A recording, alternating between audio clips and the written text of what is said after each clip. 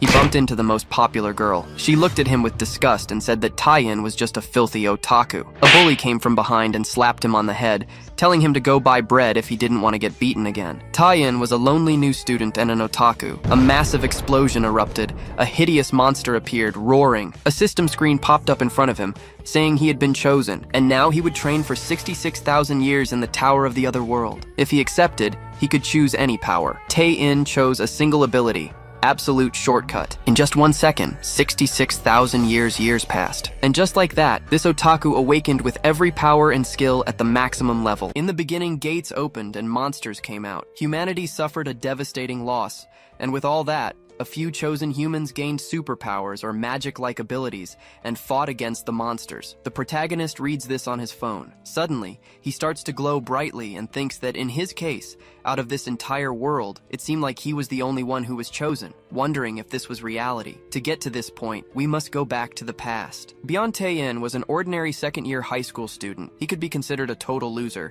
but he was just a guy who really loved reading manhwas. He comments that this week's episode was fun and that he's going to give it 10 stars since the new manhwa cover was incredible. This was good, so he gives it stars, saves, comments, and donates, sending a message to the author, until he accidentally bumps into a girl. The protagonist immediately tries to apologize, but she asks if he wasn't watching where he was going. She turns around angrily and continues on her way. Taein was also in the middle of a platonic romance, but a delinquent hits him on the head, calling him a pervert for making that creepy face. He should stop staring at Jo Yoon-ye like that. Taein thinks that he was the typical rich jerk, but now with the cliche that his dad works at the guy's father's company. So he apologizes, saying that compared to the jerks in manhwas, he was actually a decent guy. The bully tells him to go buy some bread if he doesn't want to go to hell, and Taein walks away, thinking this is all very cliche. But it would be a lie to say Taein isn't satisfied with this life, since he gets to read his manhwas and everything was fine, until an explosion suddenly goes off behind him. He turns around at the sound and comes face to face with a horrendous purple monster. Taein thinks this looked like one of those monsters that comes out of a portal in a Hunter story, the kind of thing used to show off the protagonist's powers, or maybe it's for a secondary character to show up and defeat. He prays for a magical girl to save him, but then he notices the delinquent. Wondering why he was there, he bets it's one of those situations where he has to decide whether or not to save the guy who's been bothering him. He wonders how to do that while his classmate is being attacked, until the system appears telling him he has been chosen. The protagonist comments that this status window is really nice. His classmate begs to be saved, terrified, but Taein tells him to wait because he's just going to check this out before saving him. Reading that he will now train for 66,000 years in the Tower of the Other World, and if he reaches the top,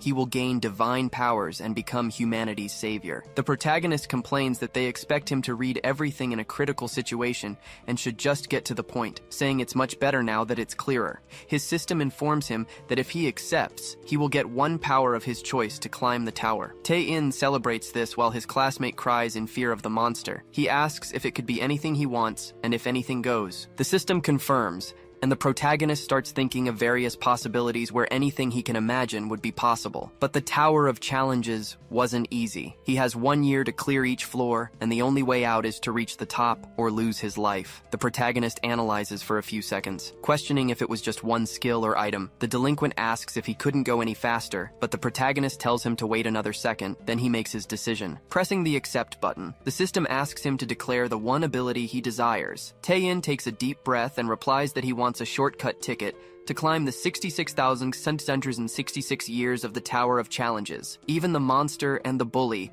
are left confused. His system questions this. The protagonist says that items are also allowed, so a shortcut ticket should be accepted. Then that system complains that there should be a limit, as this could ruin the whole genre. Taein yells that anything was allowed, and the system, which was the central part of the world, was contradicting itself. So that system accepts and gives him the ticket. The protagonist comments that it really works, while it's explained that if he uses the item, he will receive all the tower's rewards. His system asks if he would like to use it, and the protagonist confirms, and so his ticket to skip the Tower of Challenges is activated. A bright light starts to radiate from that spot, hitting the protagonist right after, quickly illuminating the entire city. For a moment, Earth became the brightest star in the entire universe. Taein looks at his hands, wondering if it really worked. His system congratulates him for completing the Tower of Challenges, as he will now receive the rewards. His SSS rank powers and abilities are unlocked, with everything maxed out. The monster and the bully are impressed, while the protagonist closes his eyes,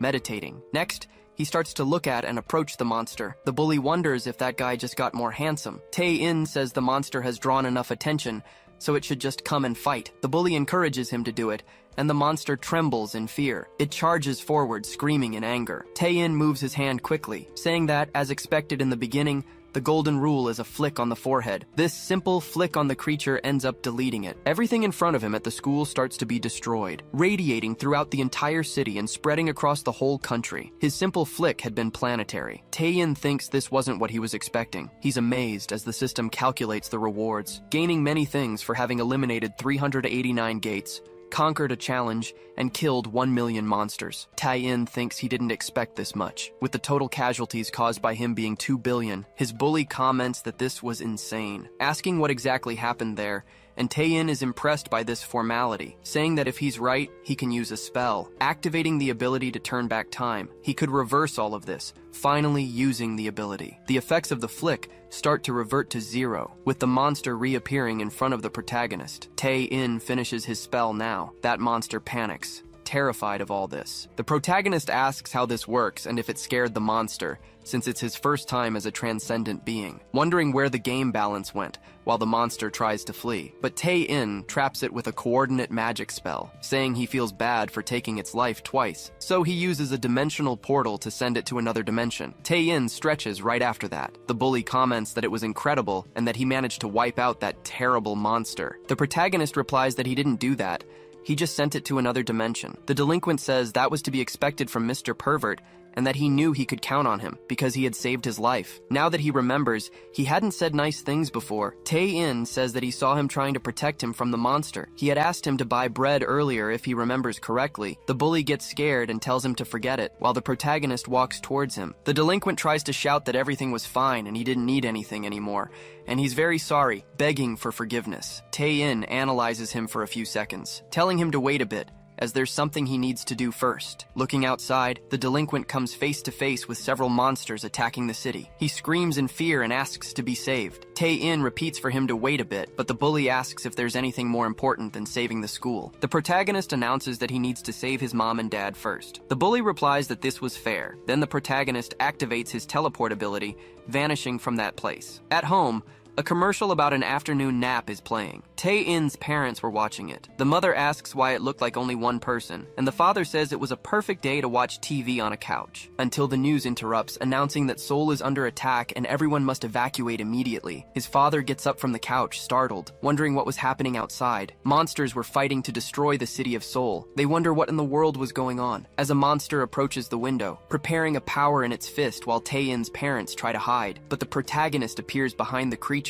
and asks what's going on. Then he uses his inverted gravity ability on the target upon contact. The monster starts to levitate as high as it can, screaming in panic. Tae-in approaches the window and calls for his parents, telling them he's still their son. His parents ask what's going on and why he's there without taking his shoes off in the living room. Tae-in shouts that it's not important right now. But anyway, they've worked hard to care for him for 16 years. The sight of their son glued to his phone reading manhwas was something that worried them. But they don't have to worry anymore, because he's been chosen as the savior of humanity. His parents ask what nonsense he's talking about. Tae-in explains that he'd always wondered about manhwa protagonists facing calamities like this. Those guys would get powers in their stories or chances to fulfill their desires. But Tae-in wonders if they ever worried about their parents, because he would never be like that, using several enhancements on his own parents. They ask what nonsense their son is talking about. Tae-in declares he will protect his parents above all else, creating barriers around the house. He explains this should keep them safe for now,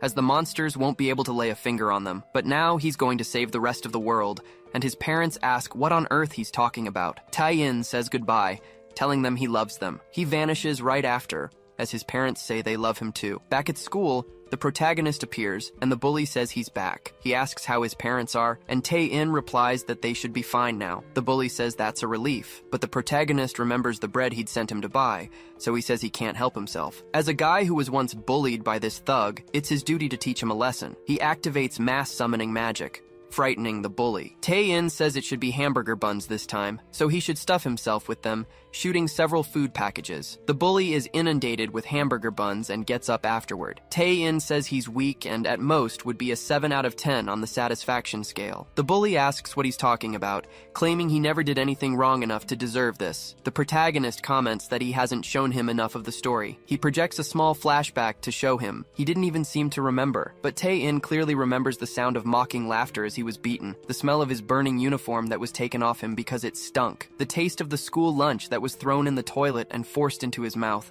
the feeling of despair whenever he saw a lock on his glasses. He asks if he doesn't remember, and the delinquent screams that he doesn't and never did that. He admits he sent him to buy bread and is sorry, but he didn't do the rest, and he doesn't even wear glasses. Tae-in asks if he's saying he's wrong, and the bully says that the way he's putting it, it sounds like he really did those things. But the protagonist says he has received his apology and will forgive him, and as a gesture for their future relationship, he will turn him into something he likes. The bully thinks about becoming a bodybuilder. Tae-in activates his transmorph ability and shoots it at the bully. Smoke fills the place and begins to dissipate. Kim Il-jin is transformed into a hamburger bun. He asks what the protagonist did, and Tae-in comments that he's very cute. If he sincerely repents, he'll turn him back to normal, and Il-jin says he's sorry, until a voice calls out to him. Yoon-ye asks what he is. The protagonist turns around, surprised. He says he seems to be the one chosen by the gods, while Il-jin begs to be returned to his original form. Yoon-ye questions if the hamburger is alive,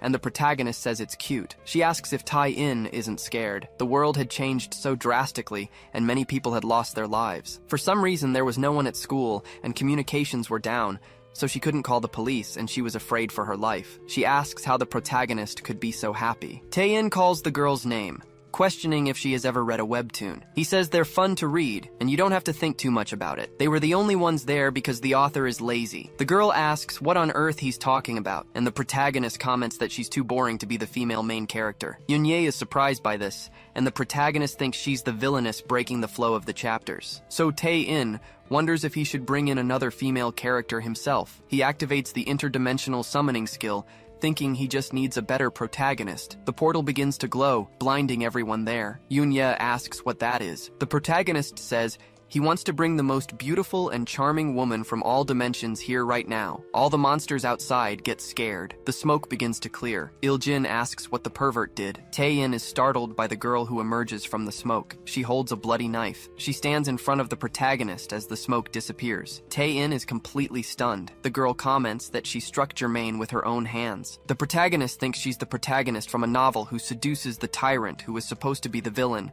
takes his life, and becomes a villainess herself. Her husband was audacious from the first moment he called her by her name. That was the first time someone had called her so casually, the heiress of the House of Libershan. Tae-in interrupts her explanation, telling her to stop because no one allowed her to change the genre. He says she must be Layla, and knows how important the first 3 chapters are for a webtoon. If she brings in an outside narrative like that, he'll be stuck in school for the next 3 episodes, and readers will think it's a slow webtoon. The girl continues her explanation without a care, but Tae-in tells her to stop with the rehearsed lines and sparkling flowers. Layla questions who he is to raise his voice when they don't even know each other, and the protagonist tells her to put down the knife and talk. He thinks he doesn't usually read these romance fantasies, and the girl asks where she is and why she's dressed like this. A moment ago, she was piercing her husband with this dagger, but the protagonist snaps his fingers and throws the dagger away, telling her to clean up the blood as well with his magic. The girl becomes divinely beautiful, making Yoon-ye and Il-jin blush. Layla asks who he is,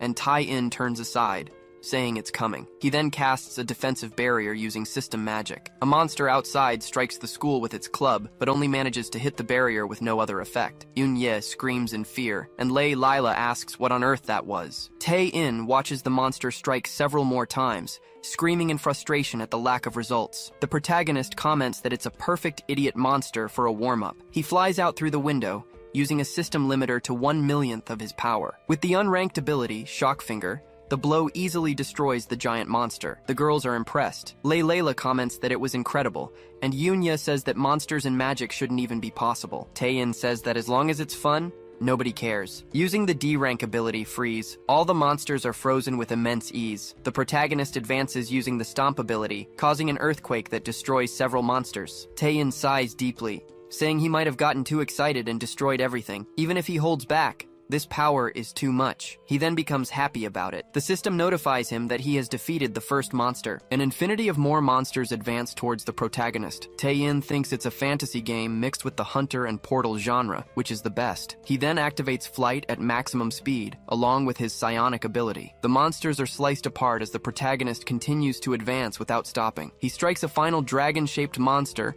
and then stops to think. He wonders what to do about the portal. Normally, he would have to go into each one and complete it, but he didn't need to bother, so he uses his dimensional exile ability. The monsters are teleported through the portal and sealed away without a chance to fight back. The protagonist says he'll just finish off the portal entirely. His dimensional exile closes. Tae-in comments that this should keep Seoul safe for now, teleporting back to the school. He finds the girls talking to each other. Layla says he's here. While he was gone, she was listening to people talk about this world, so she traveled to the future. The protagonist comments that wasn't quite it, but he would just adjust her to fit into this world using his transformation ability. The protagonist says that if she keeps that outfit, it'll be hard to draw her, especially after a fight with big monsters. Layla is then transformed into casual clothes. Kim Il-jin falls in love with the girl. Layla orders him to bring her a cape or a dress immediately. The protagonist says her hair must be hard to draw too, so he'll tie it up. Yunya says that's something she never wanted to know, that perverts tastes. Tae-in says she should hold back the aggressive words while they're talking among friends, and that he just picked something comfortable. Considering the whole setup, maybe the shorts are too much, but Il-jin begs him not to change them. The protagonist tells Miss Liebershan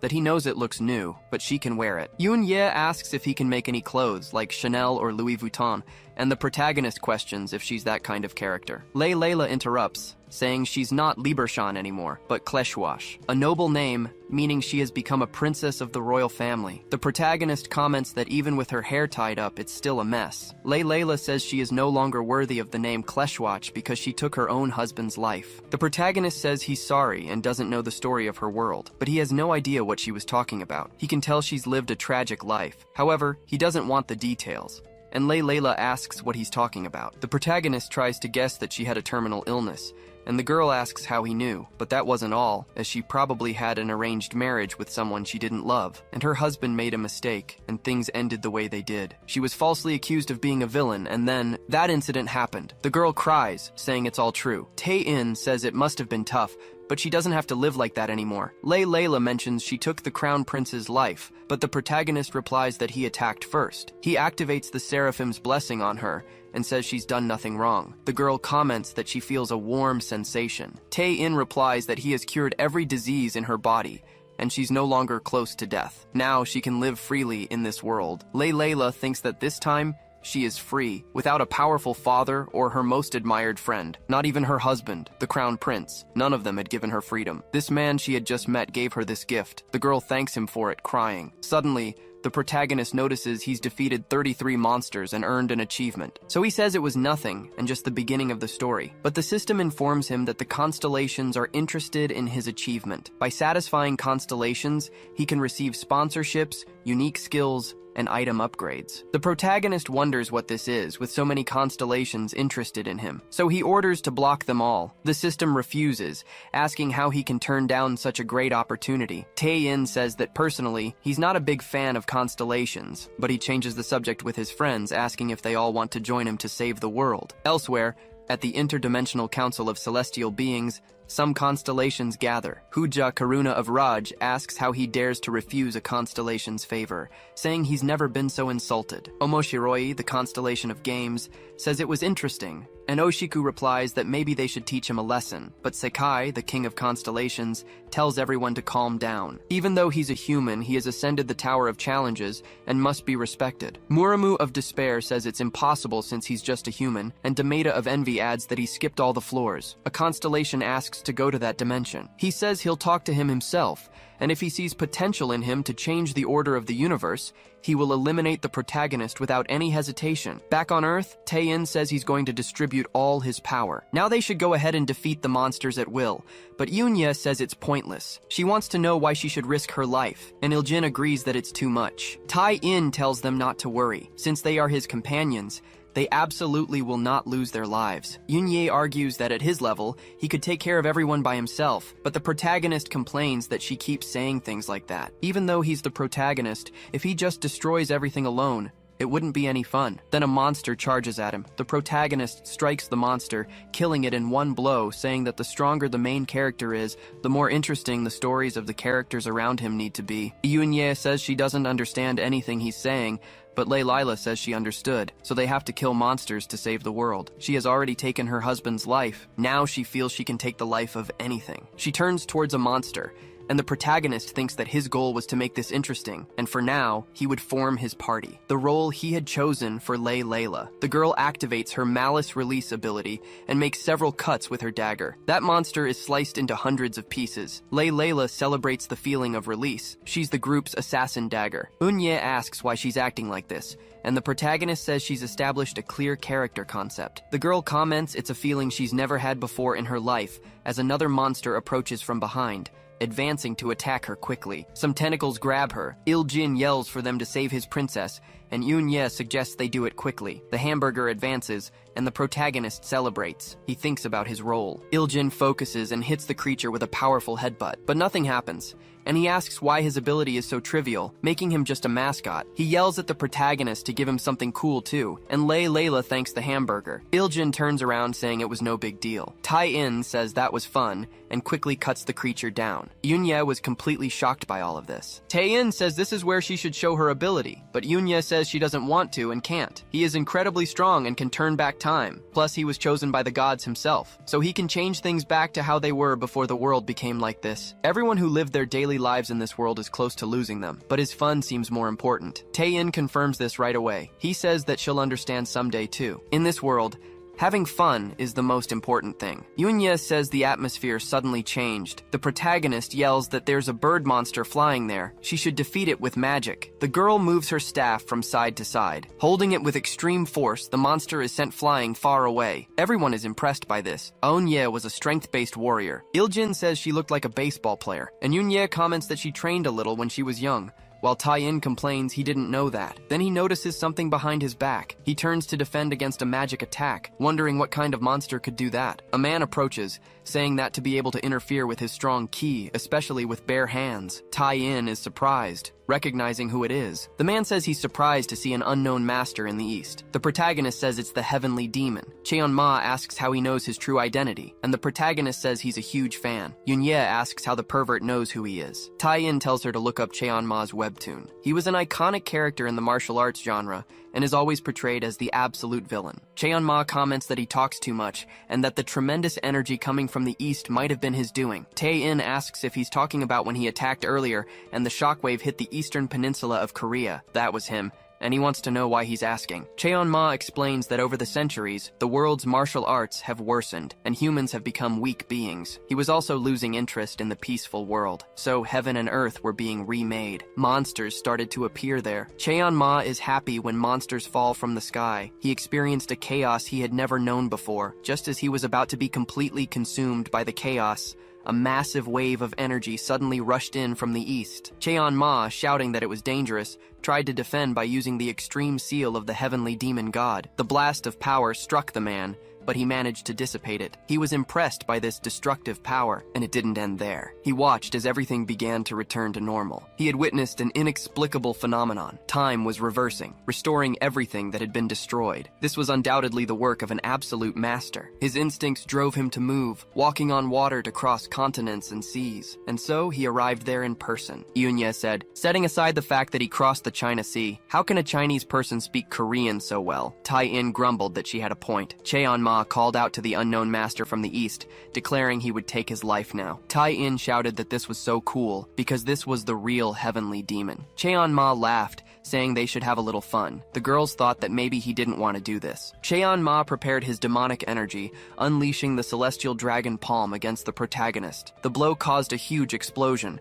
but the protagonist appeared behind him, saying, that was a very slow attack. Cheon-ma turned, wondering what had just happened. Tae-in mentioned he'd always wanted to do that, get behind an enemy and say too slow in a deep voice. He had awakened and grown stronger, and now he wanted to know just how strong Cheon-ma was, because that technique was awesome. Cheon-ma apologized for not understanding. Then he turned away, saying he'd lost interest and would rather go hunt the monsters ahead. It was a waste of time coming here. Iljin said that was just an excuse because his technique failed. Cheon-ma questioned if this country was Korea, thinking that having a mere weakling in charge left it with no future. But the protagonist called out to the heavenly demon, warning him that he had crossed the line. He didn't care about anything else, but this wasn't just Korea. It was the Republic of Korea. Cheon-ma immediately recoiled at that. He said it was impossible, that he couldn't even feel his presence. So he tried to launch a palm strike at the protagonist. Tae-in simply watched the energy coming towards him, blocking it with a rock without any difficulty. But Cheon-ma trapped him with more demonic energy. Yun-ye called out to him. The heavenly demon reflected that this martial art compressed space itself. Tae-in just broke free by moving,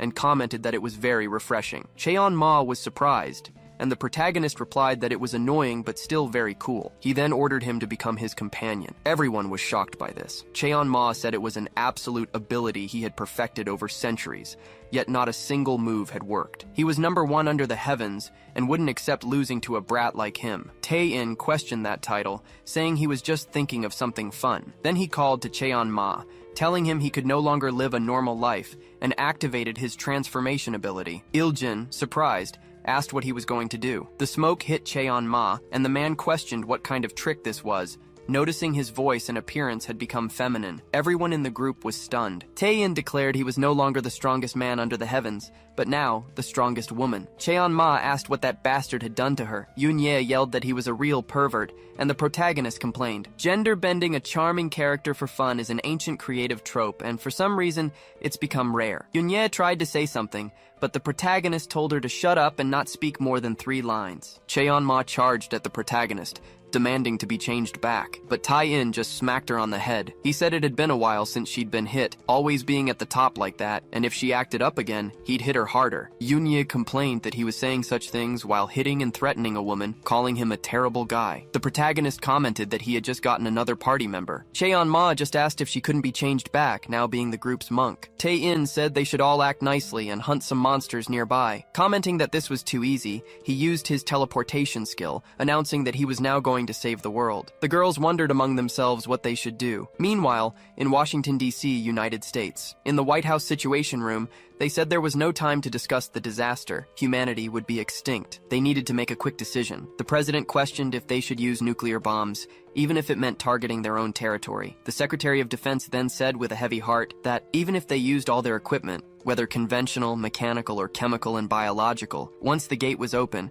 they couldn't stop the number of monsters. The president slammed his fist on the table, cursing the whole situation. He wished that bombs could at least take care of the gates, but Tae-in interrupted, saying he'd handle it. The president asked who he was, and the protagonist greeted him. He introduced himself as the pervert from Korea and the savior of humanity. Everyone at the table fell silent. Then they shouted, asking how he got there and pointing their guns, but Tae-in told them to listen. One of the men ordered him to put his hands on his head or he'd shoot. The protagonist complained that it was painful. The others yelled that he appeared out of thin air and was definitely a monster, but the president told them to wait. Shots were fired at the protagonist, but the security guards were left stunned. He stopped all the bullets just by moving his hand forward. Then he laughed, saying that with this happening, they had to trust him completely. He ordered them to get rid of all the nuclear equipment they had. The president claimed that wasn't something they could just do. Tae-in used his mass manipulation ability to take control of everyone in the room. Those people became like zombies, and the president picked up the phone. He ordered the command to be spread to NASA and all units with code 389. They were to launch all nuclear assets immediately. The people were terrified by the order, but they complied. The missiles were launched. The exact number of warheads was unknown,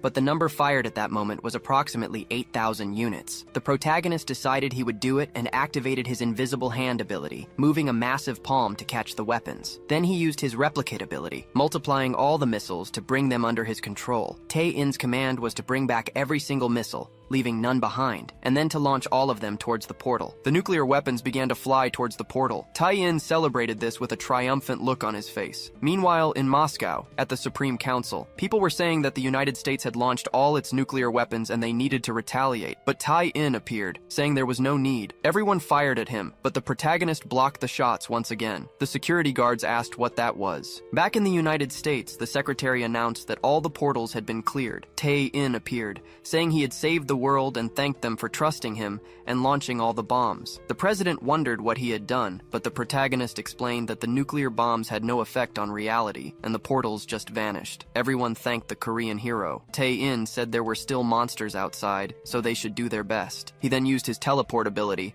vanishing while wishing the United States good luck. In Korea, Cheon-ma took down a monster with a kick. The protagonist said she was doing well. The girls saw he was there, and Yoon-ye asked if he had any idea how many times they had come close to dying. Now missiles came and blew up the portal. Was that your doing? Tae-in confirmed it was, and added that Il-jin was working out well, but now they needed someone to play the role of a tank. An explosion went off behind them. The girls shielded themselves from the dust that followed. A constellation appeared, stating that the actions of Earth's transcendent had shaken the order of the universe. She, Yudorine of Justice, would judge him in the name of justice. The group was surprised by this, but Tae-in just thought to himself that he'd found his tank. Cheon-ma said she could feel the energy of a true master. The protagonist told her to stay put. Then he called out to the system, questioning what it had said about divine seats, but he remembers blocking everything related to constellations. He says it might have been a misunderstanding, that he doesn't hate constellations, but was just busy with the monsters invading Earth. Yudu Rinai replies that this is the problem, as humanity hasn't sacrificed enough, and it's all the protagonist's fault. Tae-in questions her about humanity not being sacrificed. So, the fact that portals were opening and filling with monsters, and countless people were losing their lives, it was all the work of those constellations. Yudu Rinai confirms this, and the system announces that a world explanation is coming. Every living being in the universe produces an energy the constellations need to survive, which they call negentropy. That's why they create them. The more intelligent and stronger the species, the more negentropy they can gain. To make them stronger, they create trials, and some species grow stronger, thus providing much more negentropy, or they go extinct, becoming material for the birth of better species. But this time, he overcame the tutorial on his own, so humanity lost its chance to grow as a whole. The constellations want to observe his progress, but since he blocked them, there have been many discussions. She personally manifested for the chance to judge him. Tae-in replies that this is ridiculous. She just threw an explanation like that at him, and it was absurd. Suddenly, this all turned into some sci-fi thing, and Yoon-ye wonders what the hell he's talking about. The protagonist calls Il-jin and tells him to summarize her explanation in 3 lines. The hamburger says that for those who skip the explanation, they can start from here. The constellations drain energy. They opened gates to cause chaos, but the protagonist interfered and made them angry. Tae-in says that after hearing all that, these guys are really crazy. Layla steps forward saying she can't forgive them, but Cheon-ma tells her to wait. She warns them that they are not at a level to interfere. Tae-in activates his Void Emergence skill. He then reconfigures it into the shape of a sword made of space. He charges towards Yudu Rinai, telling her to take this. Because he really dislikes this whole constellation business, his sword class ability activates. He launches dozens of special slashes at the woman. Yudu Rinai prepares to defend with her sword and blocks them easily. Tae-in thinks that this sword erases the existence of everything in its cutting path, but she blocked it so easily. Yudu Rinai calls him the transcendent of Earth. She says he is no match for her. The protagonist lands on the ground and asks if that's really all she's got. He then activates his planetary explosion skill. The blast illuminates Yudu Rinai's face. It cuts through the atmosphere, erasing everything in front of Tae-in. But Yudu Rinai just blocks it and says it's not bad. The protagonist decides he'll do better, using multicasting. To create a crisis by himself, he needs to counterattack. He tells the girl to come at him now, because they need to make a dopamine-fueled action scene together. Then, his hand disappears. The protagonist notices it in a second. Yudorine simply advises the Transcendent of Earth to accept his judgment peacefully. Tae-in screams in pain without his hand. He then activates his time reversal skill. He says it doesn't matter, because he'll just go back in time as many times as needed. He just needs to go back until he's ready.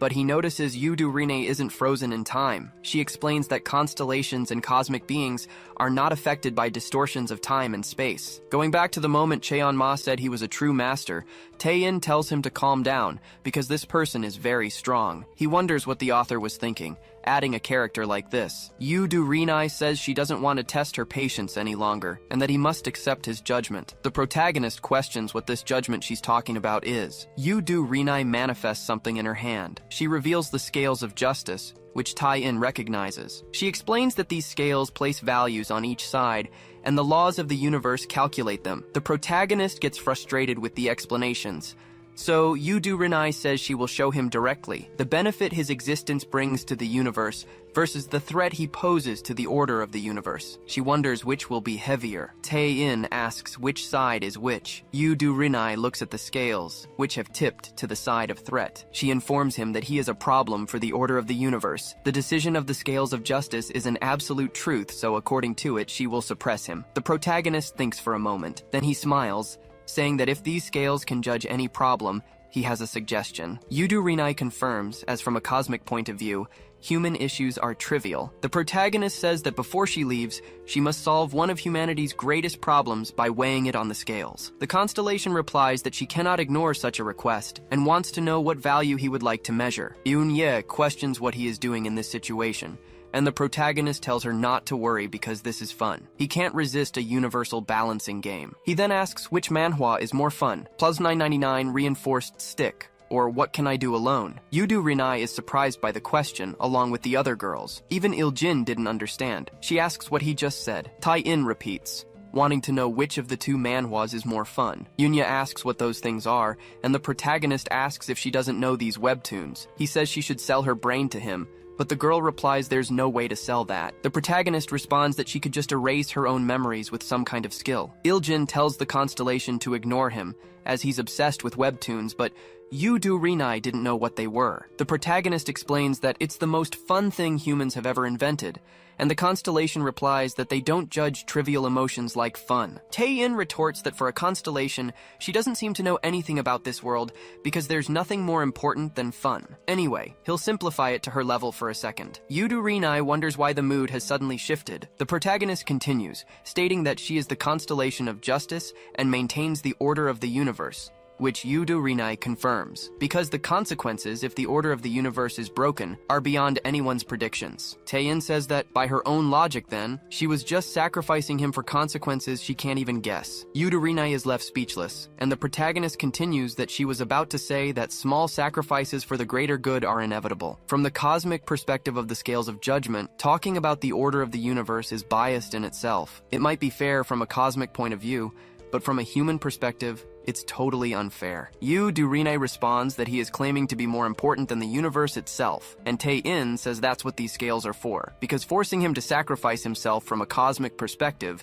is a question of fair versus unfair, so they should think about it. The girl creates two weights on the scales. Then, it starts to tip to the side of unfair. Yunya asks what just happened, and the protagonist replies that the result was pretty obvious. The girl is completely stunned by this. Tae-in asks if she still intends to restrain him, claiming he's a threat to the universal order. Yudu Rinai responds that he is correct, and understands that this is very unfair to him. Layla says that Master Tae-in is very smart, and Yunya admits she still doesn't understand what's happening. The protagonist explains that it means justice can change depending on one's perspective. He asks to make a suggestion to the constellation of justice. If she's worried about him breaking the universal order, she can keep an eye on him by staying by his side. He never planned to mess with the order, and just got angry knowing the constellations attacked humanity. Besides, helping the weak is her duty. Yudu Rinai says that this is incredibly rational and a very clever point, and she promises to stay by his side. Cheon-ma thinks that he turned a cosmic being into an ally with his charisma alone, and Tae-in says there's one more thing. He wants to know if she thinks it's fair for the constellations to open gates on Earth and take human lives. Yudu Rinai is dumbfounded for a few seconds but looks down. She creates two spheres and weighs them on the scales. The side of the humans tips, showing they are in the right. Yudu Rinai remains silent and just sighs,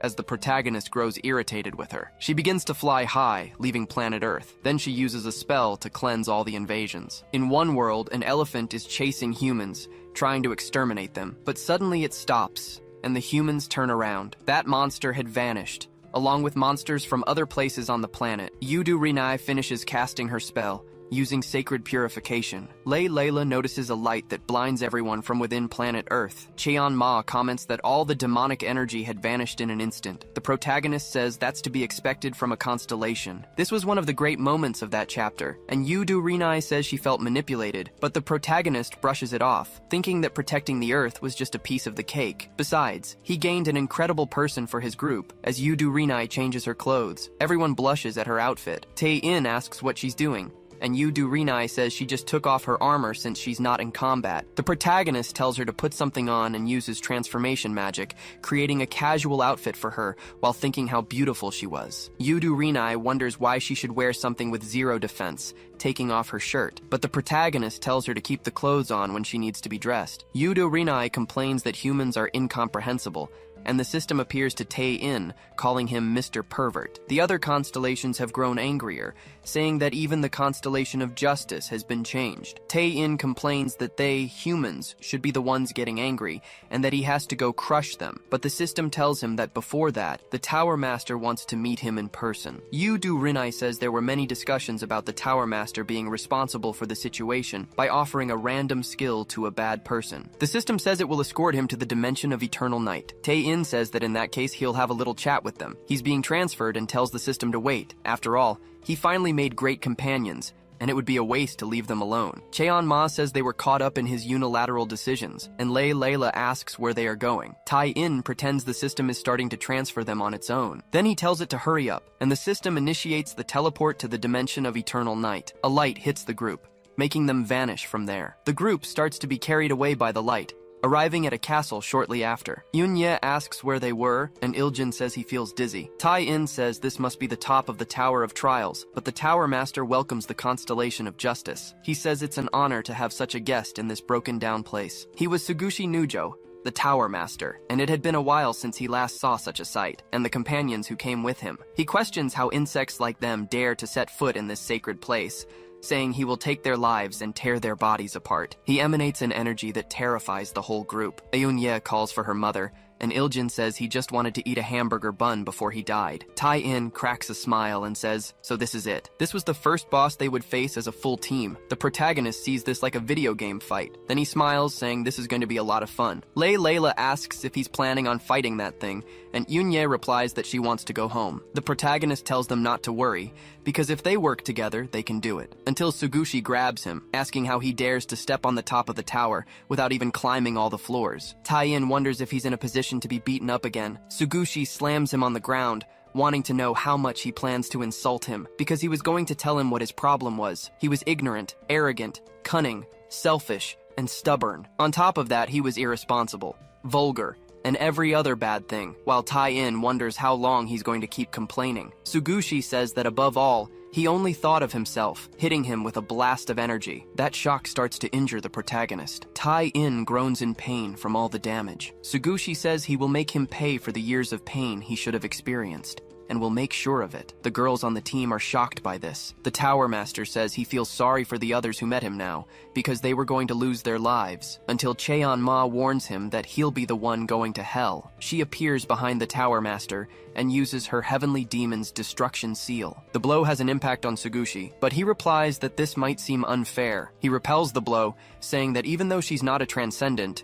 she was able to withstand that. Too bad. She should curse the pervert who brought her to her own grave. He feels sorry for Yu Rinai, since she had to see such a deplorable sight. The constellation argues that this wasn't the right way to treat a human who cleared the tower according to the imposed rules. Sugushi replies that he is a being who serves the constellations. That's why all of them, including Wrath, find this man's existence uncomfortable, and he was just fulfilling his responsibility. The protagonist wonders about the constellation of Wrath. Yu Rinai says he had a fair point. At that moment, everyone except her was thinking the same thing, that this would be their last day, but Tai-in says they definitely won't lose their lives. He frees himself from Sugushi's palm. The Tower Master says there's no way this is happening, demanding to know how he escaped his authority. The protagonist replies that he is ignorant and arrogant. In this kind of battle story, it's natural for the protagonist to counterattack after taking a few hits. He then uses his power on Cheon-ma. She asks what on earth that was, and the protagonist tells her not to forget the feeling she just experienced. Because when you feel like you're about to die, it means you absolutely will not lose, especially if you see it written in red. Yu Rinai thinks it's incredible that a mere human can face the Tower Master so effortlessly. Sugushi says he admits he underestimated him, But he was wrong about one thing. His companions will definitely lose their lives, expanding his power toward them. The protagonist blocks the blow with his energy, saying it's cunning to aim for his allies first. Sugushi wonders how he got so strong, saying he's at least 10,000 times more powerful. The protagonist thinks he can finally say it. He says that he was only using 1/1,000,000th of his power. Back then, against the monster banging on the school window, the protagonist had gotten excited about awakening and started to show off. So he put a limit on his own strength. The system notifies him that his limit has been released to 100%. Iljin thinks about how he could send continents flying but felt weak fighting Yudu Rinai. Tai-In says he's sorry, but this guy was stronger than he thought, so he can't save their screen time. He activates the shock hit skill and pierces Sugushi twice. The Tower Master thinks this is impossible, but the protagonist warns him that Sugushi's selfishness and stubbornness would end here. The Tower Master yells to Miss Yudu Rinai that this isn't right, that his power comes from him and shouldn't be able to surpass him. He then begs her to save him, but Tai-In punches him in the face, calling him irresponsible. He should clean up his own mess, but saying that made him an annoying bastard too, as Sugushi screams in pain. He says that if he's swept away like this, chaos will engulf the tower and the dimension. The order of the universe will break. But the protagonist cuts him in half, saying this is annoying. Sugushi spits blood and starts to disappear, warning him that he'll regret this. But the protagonist says he just defeated a super strong boss. Yudu Rinai wonders how he defeated a cosmic entity at such a speed that she couldn't even intervene. The protagonist apologizes, saying they must have all been worried, and his friends yell that he was irresponsible because they almost lost their lives. But Tai-In tells them to wait a second. He didn't get to talk about the selfishness part. This will haunt him forever, and the girls think he's a selfish bastard. But the protagonist looks at the system, which had notified him that he completed the reward for defeating the first cosmic entity and can now ascend. Tai-In suggests it's like a power-up that can enhance his fighting. It sounds fun, and he wonders how many stages are left. Yudu Rinai asks if he realizes what he's just done. By taking the Tower Master's life, he has become an enemy of all the constellations. The protagonist asks if he should just lose his life like Sugushi said, but Yudu Rinai says no. So Tai-In replies that it doesn't matter if all the constellations are against him, because he's gained her as an ally. Yudu Rinai asks since when, and the protagonist changes the subject. He wants to find the constellation of Wrath that the Tower Master mentioned before. Yudu Rinai asks if he's planning to fight the constellation of Wrath, but the protagonist denies it, saying he just wants to try his luck with dialogue. The girl says that's fine then, and Yunya reflects that he's just an idiot. Iljin says that's her Tai-In, and she has no doubt he'll protect universal peace alongside the constellation of justice. She adds they have to go home. A light hits the group once more and begins to teleport them out of the tower. This time, Tai-In and Yudu Rinai aren't affected by space-time. They appear in a completely different place. The protagonist asks where they are, and Yudu Rinai recognizes the place. She tells him it's the chamber of the constellation of Wrath, Huja Karuna. The girls comment that it's very hot and they're in the center of a volcano. Yunya asks why he keeps dragging her everywhere. The protagonist replies that having them around gives him strength, and the girls tell him to cut the weird talk. However, only Layla believes him, and Yunya asks why she's falling for it. Huja Karuna begins to laugh hysterically, stunning everyone. Yudu Rinai reclaims her armor. He says they are bold to bring these insects into his domain. Then he crashes to the ground, exploding everything in his path. He strikes Yudu Rinai's sword, calling her an insolent fool. The girl tries to resist and calls out Huja Karuna's name. The constellation replies that it's been a long time since he's seen her, until he's struck by a fist. The protagonist hits him, telling him not to touch his friends. All of his companions are impressed by this. Yudu Rinai questions what happened to his plan of just talking things out. Tai-In says she doesn't need to thank him, as he was just trying to save her since she attempted to resist. The girl says that Huja Karuna just can't control his anger and was born with a tendency to use violence all the time. Huja Karuna appears somewhere and asks if that is the designated planet. It was a beautiful landscape that captured his admiration, and from now on, it would be his favorite. But he starts to feel angry, saying he only just found this beautiful planet now. He smashes the ground with all his might, destroying the world from one side to the other. Huja Karuna complains that he always ends up this way and that he's so angry. The protagonist comments that he's just stupid, and Huja Karuna asks how an insect dares to lay a hand on him. The lava in the territory begins to spread. Yudu Rinai says they're in trouble because this dimension is integrated with Huja Karuna. If his anger explodes, the crater here will erupt too. The lava was formed by the obsidian of Wrath and incinerates any material, but Tai-In just asks if they'll be in trouble if the lava rises. In that case, he just needs to calm him down quickly, activating his absolute zero magic. The protagonist manages to freeze Huja Karuna, but he breaks free from the ice soon after. Yudu Rinai says it's useless because Huja Karuna is the embodiment of wrath itself, and they can't stop him. But Tai-In shouts that there are too many explanations.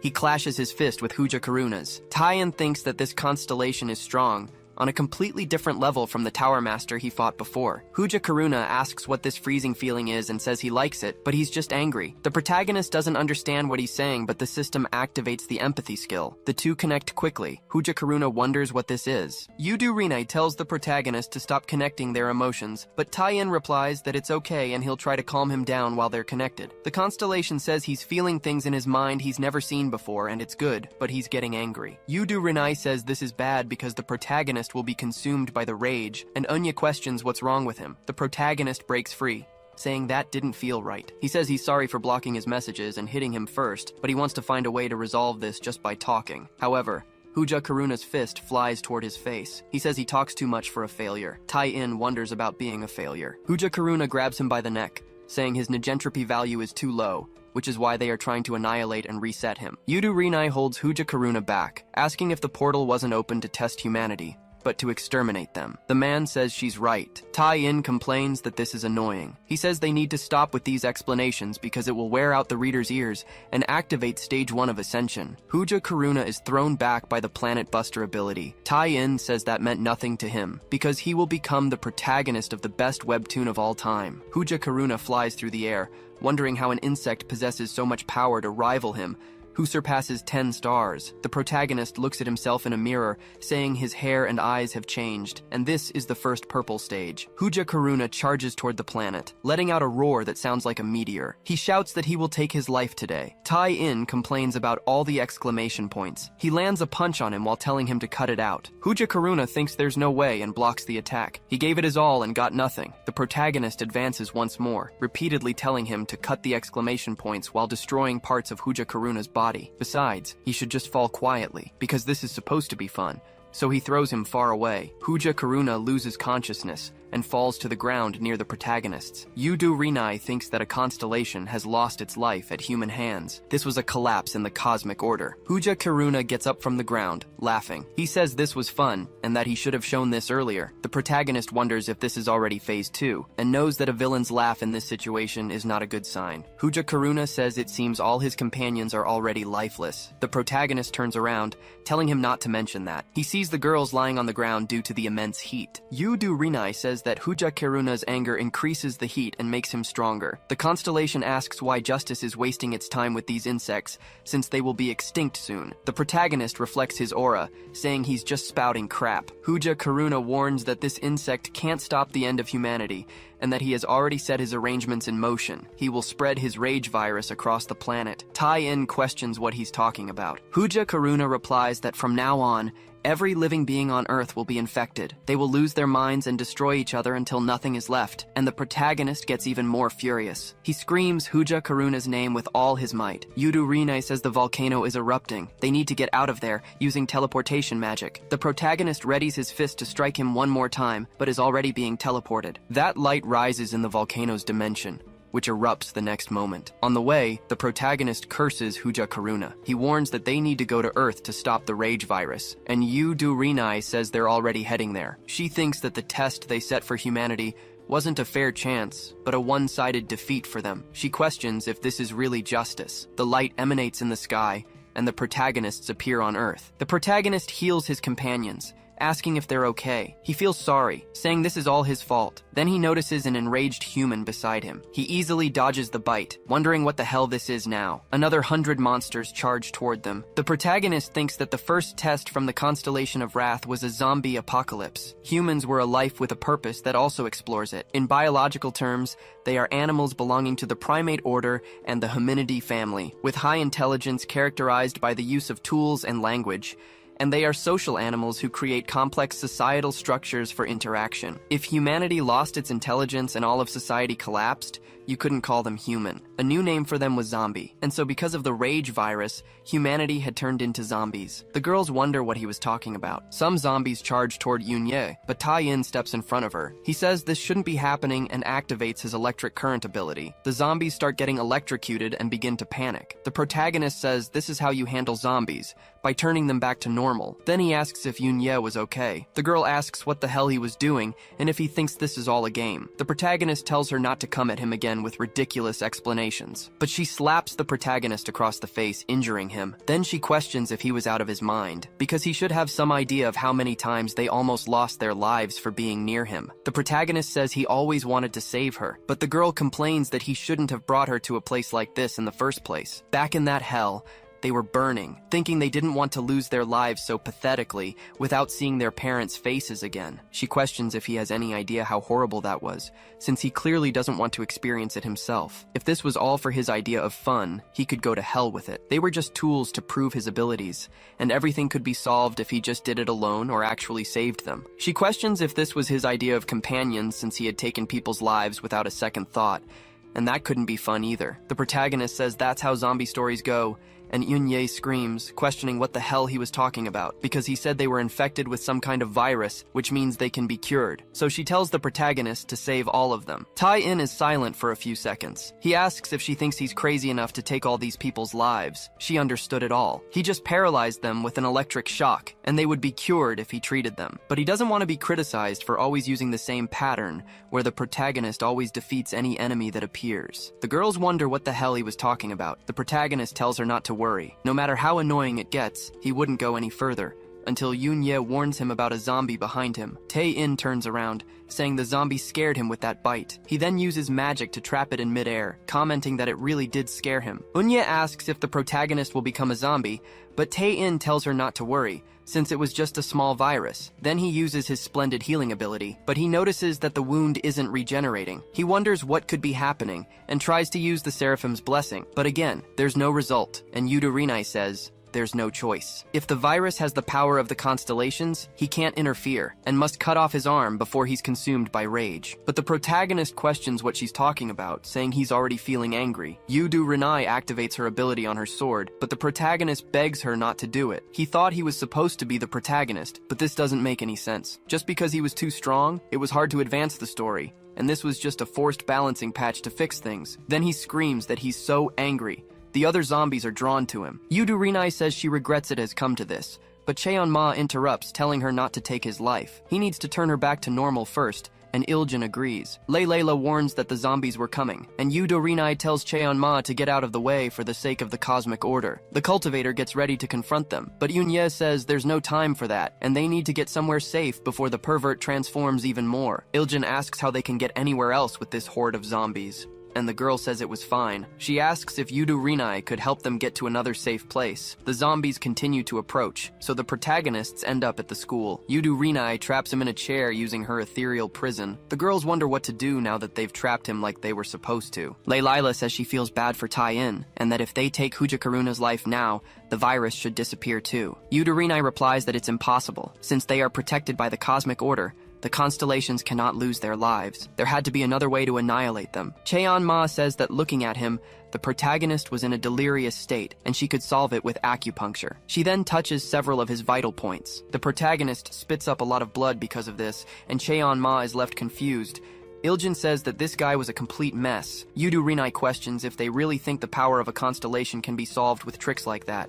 But Tai-in says he feels alive because the blood flow to his brain was improving. Yudo is surprised by this, and Cheon-ma gloats. Layla tells the protagonist to come back to his senses, but Tai-in replies that there's no time and he must lose his mind again. He wonders what the point was of making a protagonist like this if he can't use any of his abilities. Then he starts to think about the author's intention, until he realizes something. He says he understands how the next episode is going to go. He warns them that he is going to lose his life. In an apocalypse manhwa, another protagonist yells for everyone to go on ahead. A blonde girl complains that they promised to stay together until the end, but the green-haired guy says he was wrong because he had been bitten earlier. He feels sorry and tells her to be careful. The girl denies it, and the manhwa chapter ends. Taein cries, saying that even though the sacrifice was obvious, the tears still came. He's going to leave 10 stars and a comment too. He says that this kind of altruism and spirit of sacrifice can't even be taught in schools. Then he goes right back to eating his ramen. Back in the present, Tae-in thinks he can do it and says that before he changes, he'll sacrifice himself for everyone. The girls question this. The protagonist continues that it was the end for the protagonist before he turns into a zombie,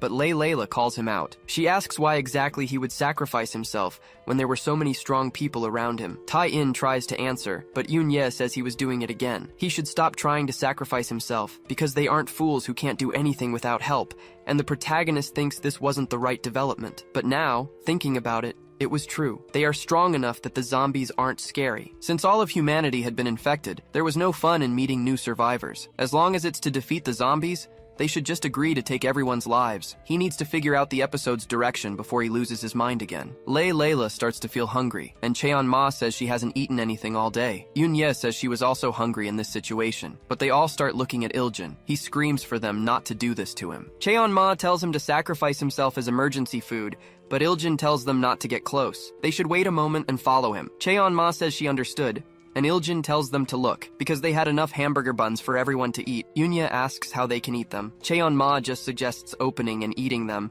and the girl comments that for some reason, the hamburger goes out the other way halfway through. Layla asks if Iljin would forgive them for eating his friends, but the hamburger says they weren't his friends. So the three girls eat the hamburger. For those who came from medieval European and ancient Chinese worlds, the taste of Korean food was addictive. Inside the room, Yoo Do-rinai asks how he was doing. Tae-in thanks her for restraining him. Yoo Do-rinai replies that it's not necessary, and she shouldn't have taken him to see Huja Karuna, because now he'll suffer until he loses his life. The protagonist wonders what he should do. The constellation says she wouldn't let him become like this, because what they witnessed due to the constellations wasn't fair, and she wants to make it right. Tae-in thanks her for realizing this. Yoo Do-rinai says he can endure it a little longer, but there must be a way to solve the situation, and he has valuable companions who would help with that. The girls walk in, saying the burger was delicious and would be even better heated up in the microwave. The two remain silent in the room, but Tae-in explodes in rage, shouting that this stuff was frustrating. Yoo Do-rinai suppresses him, warning that he'll lose his sanity again, and his resistance is getting stronger. Cheon-ma says it seems hopeless, but she needs this guy to return to her original form. Ever since he put her in this state, her abilities aren't the same, and with her body changed, it's hard to control the flow of her energy, until she senses something from far away. She announces she can feel energy from a nearby house, the energy of someone who hasn't been consumed by rage. Yoo Do-rinai says that's impossible, since all living beings were infected by the rage virus, and her sensory ability has never been wrong. Cheon-ma walks to the window, saying she's incorrect, because there's a perfect human 2 kilometers away, heading in her direction, and if you listen carefully, you can even hear her breathing. Yoo Do-rinai starts to focus and wonders what that presence is. Layla asks what she said about other survivors outside, and Yoon-ye explains that the infected are alive too. Yoo Do-rinai says it's getting closer, but she doesn't know what it is. Layla says that person might be in danger. Tae-in's rage intensifies, and the constellation continues to suppress him. She warns that his power rivals that of a cosmic creature. At this rate, the pervert will destroy the Earth all by himself, so she has to stay here to restrain him. They should handle this themselves. Cheon-ma flies through the window with Iljin in her arms. Layla calls out to her, and Eun-ye asks if they're just going to leave like that, and if it will be okay for just the two of them to go. Cheon-ma leaps through the city with her jumping powers. Iljin asks why she's taking him along, and Cheon-ma says he understands this world, and he's light, so the burger thinks they need him. Cheon-ma lands in front of a house, commenting that she can feel the energy of a peaceful person up there. Iljin says he wasn't worried about zombies as long as it was Miss Cheon-ma. He wonders if they'll open the door, since the world has changed, and that's probably not the main entrance. Cheon-ma moves forward, saying she doesn't know which floor it is, so she enters a room through the window. Iljin says he has no idea how they did that. Cheon-ma looks around the house, wondering if someone really lives there. She can hear the breathing of someone not consumed by rage coming from behind a door. She opens the door and is surprised. Iljin wonders what he's looking at, with a room filled with posters of other webtoons. Cheon-ma asks what these talismans are, but Iljin says they're just strange enough to look like them. Then, the person in bed stirs. Cheon-ma readies her cultivator energy, but Iljin tells her to wait. That person gets out of bed. It's a girl who just woke up. Iljin falls in love instantly, saying she's an incredibly extraordinary beauty. Cheon-ma throws him to the ground, calling him disgraceful. The girl standing there is surprised, because a bouncing hamburger and a celestial spirit girl are the kind of things that only happen in a manhwa. They are both surprised, thinking she's just like Tai-in. The girl comments that it's like a scene from a webtoon. Cheon-ma asks if all the people in this country are like this, and Iljin says no. The girl celebrates seeing a female Cheon-ma talking to a hamburger. Then she introduces herself as Lee Nara. Iljin asks if she hasn't been to school lately. Cheon-ma asks if they know each other, but the burger explains she's quite famous. She had a nickname at school. In a classroom, a teacher hands out tests, telling the class president to give Nara her test since she's sleeping. The class president wonders about it. She's surprised because she's never seen her awake, yet she gets top marks on every test. Iljin says she was the #1 sleepy student. She was just sleeping through all of school, and Lee Nara confirms it, but she says today was the school's foundation day, and Iljin says that's why no one went to school. Cheon-ma says so she was sleeping while gates opened and monsters came out. The girl comments that this must be a dream with stories about hunters and portals. Cheon-ma grabs her arm, telling her they should go. Nara asks to be put down, saying she must be tired, and the cultivator says she really does seem like Tai-in. Then they fly toward the school as a figure watches from afar, commenting that this is very interesting. Yoon-ye looks out the window, commenting that they are coming. Cheon-ma lands at the school and announces she brought her and explained the situation on the way. Lee Nara says her heart is racing, but she notices there are only beautiful people in the classroom. Yoon-ye recognizes Lee Nara, and the girl says it's a pleasure to meet her. Layla sighs, saying this is bad because Tai-in's situation is getting worse.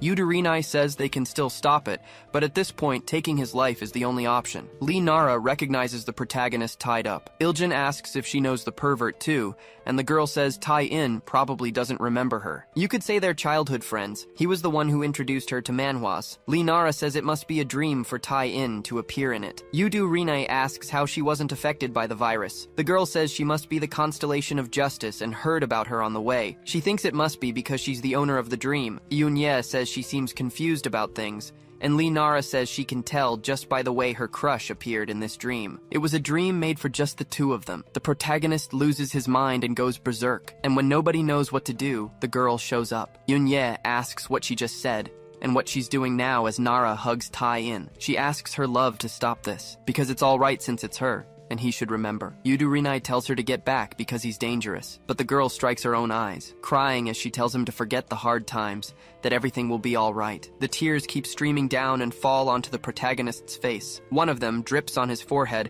and begins to purify the rage virus. Nara continues to hug him. Cheon-ma wonders what she's seeing, and Iljin says this scene looks familiar, wanting to know where he's seen it before. Yudorinai thinks there's no way this could have happened. Nara begins to regenerate the protagonist with her affection. Tai-in wakes up, completely lost. The girl says this is how you bring the protagonist back. A sincere hug and tears from his childhood friend. The protagonist just asks who she is. Nara gets embarrassed and introduces herself. Then Tai-in recognizes her as the girl who sleeps in class. Cheon-ma notices Layla is going crazy with rage. Yudorinai explains that this girl managed to cure him. Tai-in sums it up. This girl, who isn't even a constellation, just suddenly appeared and fixed everything. He heard about a hug and tears from a childhood friend before. It must be something on that level, taking on the role of the girl in love with him. All the other group members think he's back. But anyway, the protagonist thanks her. That outfit must be strange, so he tells her to put on his shirt. Nara thinks that she knows it's a dream, but she can't even look him in the eyes. So the protagonist adds her to the group too, assigning her the support role. They need a smart girl like her, and she must be the key to advancing in the Huja Karuna tutorial. Yudorinai thinks that a human is neutralizing the power of a constellation and might be more dangerous than the pervert. The protagonist says that, as expected, there's no other way but to deal with that bastard, and Nara comments that it's a very detailed dream. Yoon-ye tells her it's not a dream, and the fate of the Earth really depends on them. Nara says she understands. The protagonist says they must return to Huja Karuna's home, but Yudorinai says if they go like this,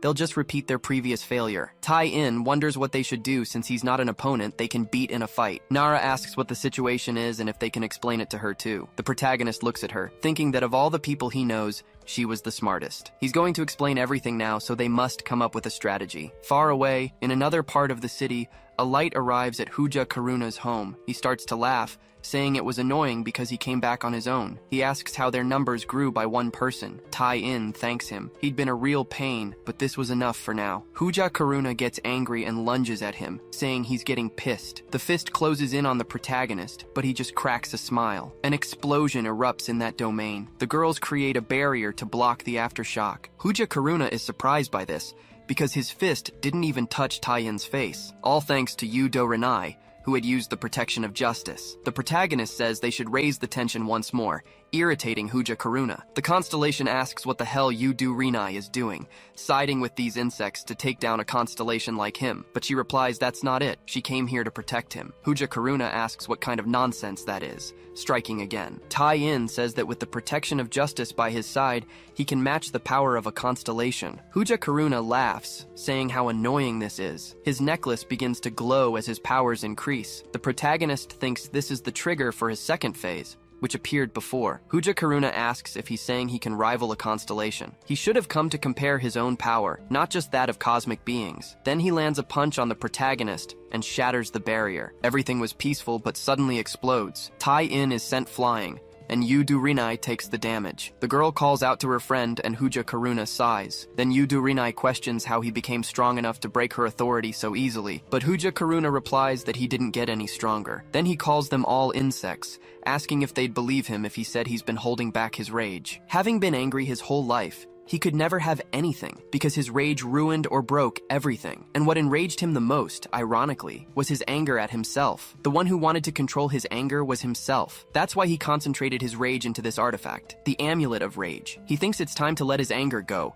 releasing all his energy as far as he can. Yunye asks what that is. All of Huja Karuna's energy materializes into beasts. He crouches down and sends his creatures to take his life. Tai-In reflects that he believes in everyone there and in the best he can do, releasing stage 1 of Ascension. He uses Replica, saying there's no point in holding back, creating hundreds of copies of himself. Huja Karuna laughs, telling the insect to do whatever he wants, since he'll be extinct today anyway. Yudo Renai makes a clean cut on one of the monsters, but it regenerates, growing 2 more heads. She remarks that this battle will be endless, and Lee Nara says their plan was doomed from the start. Yudo Renai uses a light spell, and Nara comments that they should go back and get Tai-In now. But the Constellation of Justice says she'd like that too, but someone has to protect them in the meantime, thinking it's her fault for not giving them this information sooner. She has to set things right, and so she charges forward, slicing the lava snake once more with all her strength. In addition, she uses her Cease Shine spell, but she ends up getting caught in a snake's bite. But Cheon Ma uses her Celestial Demon Seal to defeat the snake. She tells her to cut the crap about being the Constellation of Justice. Yudo Renai looks back, surprised, but she explains the opponent is a serpent of wrathful obsidian, manifested by the constellation's power, and Layla says she can fight too. Since they all received shared power from Tai-In, and have Yudo Renai's blessing, they have a chance. The constellation thinks that these life forms have a strong will to live. Huja Karuna was wrong in his ideas, because humanity was the noblest of all the life forms they had created. Huja Karuna lands a punch on Tai-In's face, shouting that he can't hide for much longer. All the protagonist's clones are destroyed by the hellish explosion. Tai-In thinks that he kept his main body far away, but it was dangerous, so he uses the exclusion skill. Huja Karuna grabs a clone by the neck, saying he's being underestimated, but wants to know why there's no counterattack. The protagonist answers that it's because he doesn't want to fight him, cracking a smile. Huja Karuna asks what he means, but the protagonist replies that constellations don't die anyway, so it would be an endless fight. And in that case, he's going to make Huja Karuna his companion. Before all of this, at school, Yudo Renai says the idea makes sense. Lee Nara says it's a very good plan. Cheon Ma asks if it's possible to have leaders with a cosmic entity, and Iljin points out that Renai is also a cosmic being. Yunye asks what the pervert thinks about it. Tai-In answers, absolutely not. The girl questions why. Then the protagonist explains that making Huja Karuna an ally seemed very strange. They aren't familiar with the ones they already have, and adding another character would just make things chaotic. Besides, the readers want a battle, and the girls ask what he's talking about. Cheon Ma says she's against this plan too, because that guy is a monster trying to wipe out all of humanity. She won't be satisfied until she takes his life with her own hands. But Yudo Renai says that won't happen. Humans can never take the life of a constellation. Layla asks if Yudo Renai could fight for them, but she explains that combat between constellations is forbidden. But if the plan is to make Huja Karuna an ally, it would allow them to use his strength. Tai-In tries to say he still doesn't want to, but Nara says if he has a better idea,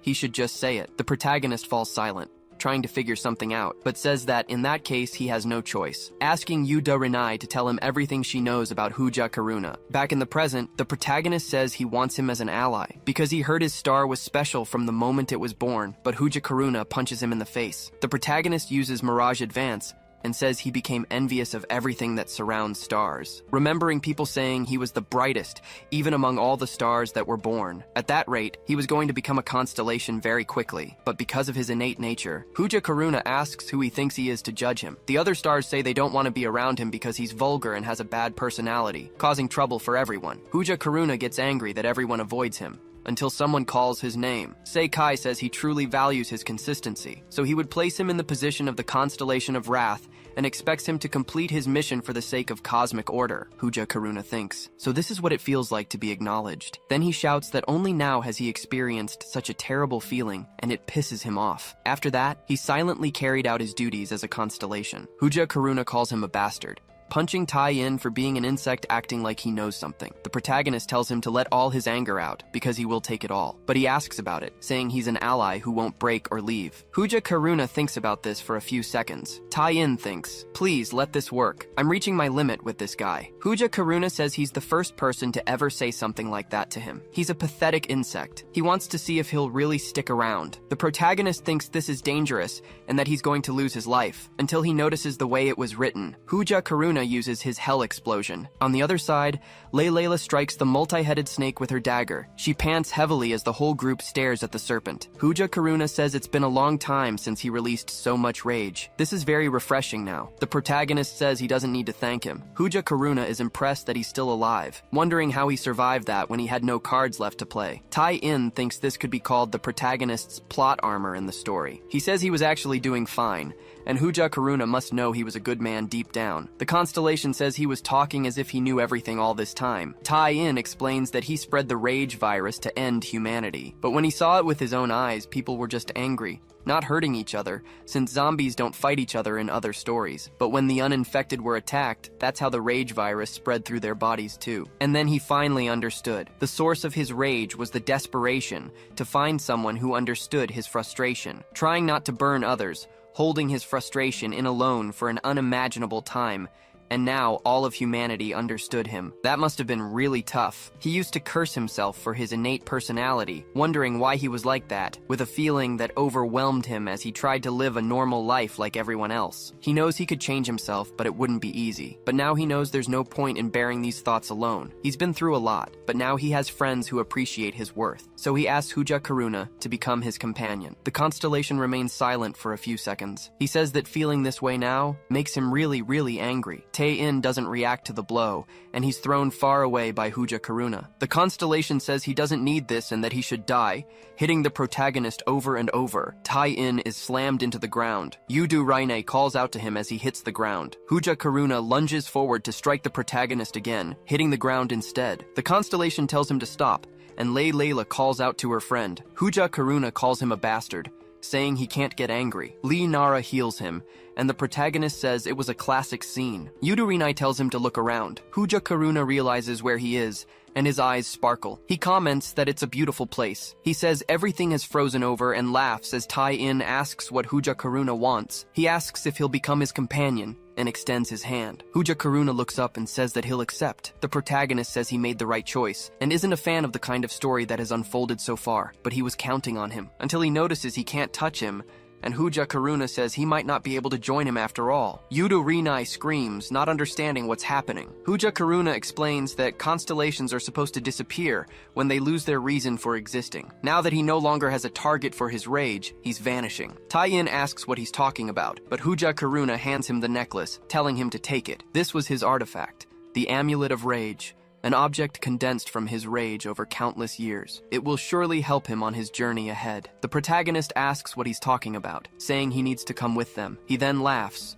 apologizing for calling him a worm all this time. He says that he finally formed an unbreakable bond only to disappear like this. He says he's very irritated by it. Tai-in calls Hooja Karuna's name, but Yu Do-rinai's sword strikes his neck. The protagonist dodges, and she says she shouldn't have let him live. A constellation disappearing was a collapse event that had never happened in the cosmic order, and the scales calculated that he is a threat to the universe. The other group members shout for Rinai to wait a second. She prepares to make her final cut, replying that she's sorry, but someone grabs the sword, telling her to wait a second. Yu Do-rinai recognizes him as the constellation of amusement, Omoshiroi. The protagonist thinks he's a super strong guy with fox eyes. The girl asks what on earth Omoshiroi was doing there, but he tells her to calm down and listen. He can't believe Tai-in was trying to make Hooja Karuna his ally, and congratulates him for getting his hands on the artifact of the Constellation of Wrath. But more importantly, there was a decree from the King of Constellations. He waves his hand, announcing his purpose, to perform the divine ceremony for the human Baion Tai-in. Yu Do-rinai gets irritated by this, and Yunya asks what it is. Omoshiroi summarizes that it's an invitation to become a constellation, and in his terms, it's more of a gathering of friends. The protagonist tells him not to make him laugh. He says they treat everyone like ingredients for their recipes, and were even trying to get rid of them. Omoshiroi tells him to relax, as not all constellations agree with that. They assigned these guys in the first place, which is strange, but he wants to know if he's sure about rejecting the ceremony, even if it benefits him. Tai-in quickly refuses and gives him a cold stare. Omoshiroi says that's what he thought. He had been watching for a long time, a transcendent being who values fun above all else. He asks how he, the constellation of amusement, could possibly ignore that. But it wasn't just him. The other constellations were also interested in the human's actions, especially after Hooja Karuna's defeat. The protagonist tells him to get lost, but Omoshiroi says he's sorry, adding it would be incredible to see him so immersed in fun. He has sorted some things out with the King of Constellations. He'll report that Baion Tai-in refused the divine ceremony, but tells him to be prepared. From now on, all constellations, including the 12 houses of the zodiac, have become his enemies. The protagonist asks about the houses of the zodiac, and Omoshiroi confirms. He explains that among the countless constellations, there were the brightest stars appointed by the King of Constellations, the 12 most advanced, symbolizing constellations among them, and each one has the power to destroy all life in the universe. He points out that this means 12 invincible beings would become his enemies, but he can exclude one for now, since the constellation of justice had already taken his side. The protagonist asks if Yu Do-rinai was one of the 12 houses of the zodiac. She confirms, saying that before receiving the title of Constellation of Justice, her original name was Yu Do-rinai of Libra. She is currently the 7th of the 12 houses. The protagonist says he's been hanging out with such an incredible person. He asks if this mark is on all constellations, and Omoshiroi confirms, but says the pattern is different among them. But he had seen them fighting Hooja Karuna, and says that, at this rate, she would soon lose her position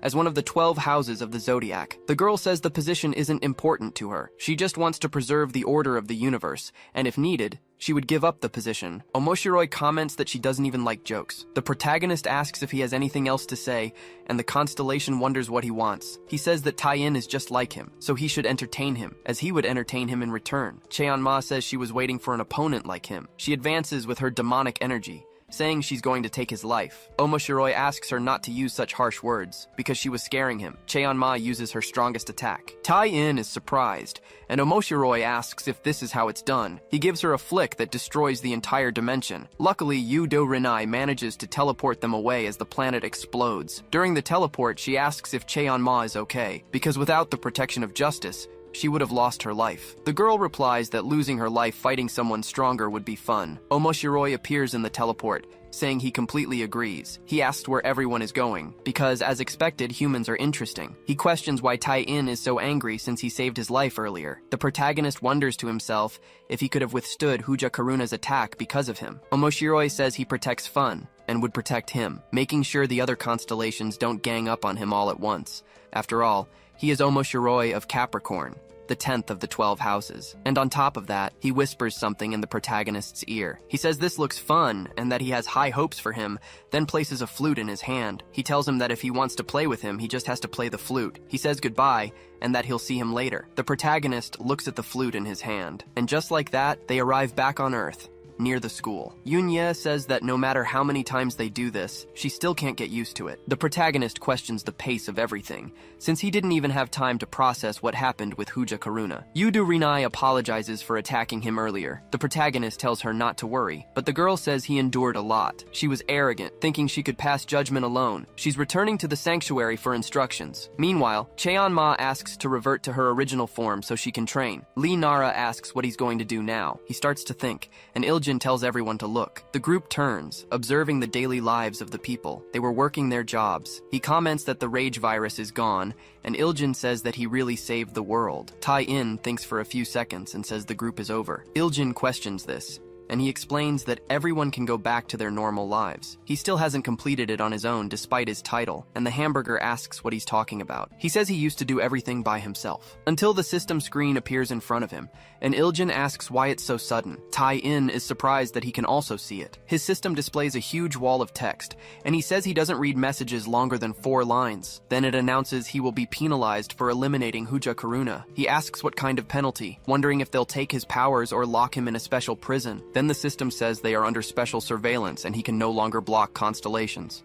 He'll have to participate in their trials. The rest of the group gathers around to look. Tae-in asks if they can also see the status window, and the girl asks about a system, saying that when it mentions companions, it must be talking about them. The system confirms, and he says he'll take responsibility and handle it alone, so his friends should be left out of it. But the system tells him to stop being ridiculous. It tells him he has no idea how much trouble he's caused by acting like a servant, and that he must stop skipping texts longer than 4 lines. Tai-in asks if that's how a system is supposed to act. Yudurine says that a constellation like her must participate in other constellations' trials. Her system confirms, saying it was something for them to regret. But before that, since he overcame the trial of wrath, he will receive a reward. He is surprised by this, leaving him alone with his group, who were annoyed with him. The day passes. Tai-in kneels, apologizing and calling off the end of the group. He then asks them to stay with him. Cheon-ma says she's tired of this and maybe taking his life would solve everything, but Layla tells her to calm down. Yudu Rinai complains that this is a problem because they don't know when the next trial will happen, and they can't act separately. Yoon-ye apologizes to everyone, but even now all she wants is to see her parents as soon as possible, since she's going crazy worrying about them. Layla consoles her, and Lee Nara suggests they go to her house first. Tae-in thinks that he only protected his own parents but didn't consider the others. He says they should all go there, thinking they deserve some peace. At home, Yoon-ye runs into her mother's arms. She thanks the gods that she's okay. He excuses himself, and her mother calls her husband, telling him their daughter is back. Then Yoon-ye's father appears, saying there was chaos outside, and that he must have been the one who kept his daughter safe. He says it was something like that, thinking it sounds a bit presumptuous. But Yoon-ye's father just thanks him. Tai-in explains what happened. Her father says it's hard to believe, but he was truly amazing for saving humanity. He was very happy that Yoon-ye has a friend like him. He thinks about this, and Lee Nara asks if it's okay to wear these clothes. Yoon-ye confirms, since she can't keep wearing the ones the pervert gave her. Layla wonders if factories from this era were so clean and durable, while Yudu Rinai doesn't understand the concept of clothes. He asks if the clothes he made were bad. Yoon-ye says that at least they fit, and asks if Cheon-ma really doesn't want to wear them, but she replies that she'd rather go to hell than wear those clothes. Unya's mother says the food is ready, and asks her daughter to take it out of the oven. The food is brought to the table, and Tai-in is delighted, while Iljin asks if she can cook too. Layla says the place is very peaceful. The wife asks her husband to set the dining table in the living room. She wasn't expecting so many guests, but tells them to eat as much as they want and to ask for more if they'd like. Everyone is surprised by this. Layla thanks her for the food, and Cheon-ma asks what a fork is. He comments that the food is great, while Yoon-ye's father thinks that he eats well and will make a great son-in-law. Yoon-ye's mother explains that it's lasagna, her daughter's favorite dish. While the girl complains that she didn't make it thinking of him, Cheon-ma says she could be a professional chef, and Lee Nara thinks she's a tsundere. The girl says that when she was younger, she dreamed of becoming a chef, so she prepared this with great care. Everyone shares a wonderful meal, talking and interacting with each other. Iljin wonders if it tastes better because they're eating together. Time passes and the meal ends, with everyone feeling full. Tai-in thanks her for the meal and says she's an excellent cook, and Yoonya's mother thanks him, until a voice speaks up, saying it's a bit salty for their taste. Tai-in asks how long she's been there, and Yudu Rinai recognizes her. She says it's the constellation of cuisine, Oishiku Nare, who replies that she appreciates the recognition. He asks why she appeared so suddenly, and Oishikunare replies that it's an obvious question. She came to show them the spicy flavor of the trials. Tai-in asks if they're going to fight there, and tells Yunye's father to get behind him, but Oishikunare says no, as she's not that kind of constellation. She has always been curious about the meals enjoyed by the beings that constellations create. Her trial for him is to create a dish that satisfies her tastes, using ingredients they find and cook themselves. Tai-in asks about having another trial, and why he should do it. Oishikunare replies that he should consider himself lucky, because if it weren't for Omoshiroi of Fun's suggestion, he and all of humanity would have been wiped out. If he fails her trial, or if the others come, humanity's end is inevitable. She gives him 1 week to prepare and tells him to notify her through the system when he's ready, then bids them farewell. She vanishes from the room. Yunya's mother asks what that was, and the girl questions why they have to cook for constellations. He thinks that this isn't something his powers can handle, until he realizes something a moment later. He tells Yunya's father and mother that they have to leave again to save the world. The father says he's counting on him for the future of humanity and his daughter, and the girl yells at her father for saying that. Elsewhere, Yunya asks what the plan is now. Tai-in remembers when he summoned Lei Layla, and Yunya remembers too. He says he'll summon someone who fits the criteria from within his dimension, but for now, they can go to a suitable dimension. The girl asks what that's supposed to mean. He explains that he will teleport everyone to a dimension with the best ingredients from across all of space and time. He teleports his friends to a sunny place. He opens his eyes. Cheonma asks where he brought them this time. While Iljin is impressed and wants to know what that thing in front of him is, he asks what else it could be, other than a dragon, which will be the start of their journey with the group to other worlds. The dragon lets out a roar in front of the group. Lee Nara panics while Lei Layla and Yunye complain about it being another big monster. That dragon starts breathing fire towards the group. He says there are things he needs to handle, taking a full blast from a dragon, which he blocks with ease. Tai-in complains that it's too easy and prepares to attack. He exterminates the dragon with a flick of his finger, saying his power control is flawed. He uses the ability to turn back time. The dragon is completely confused by this,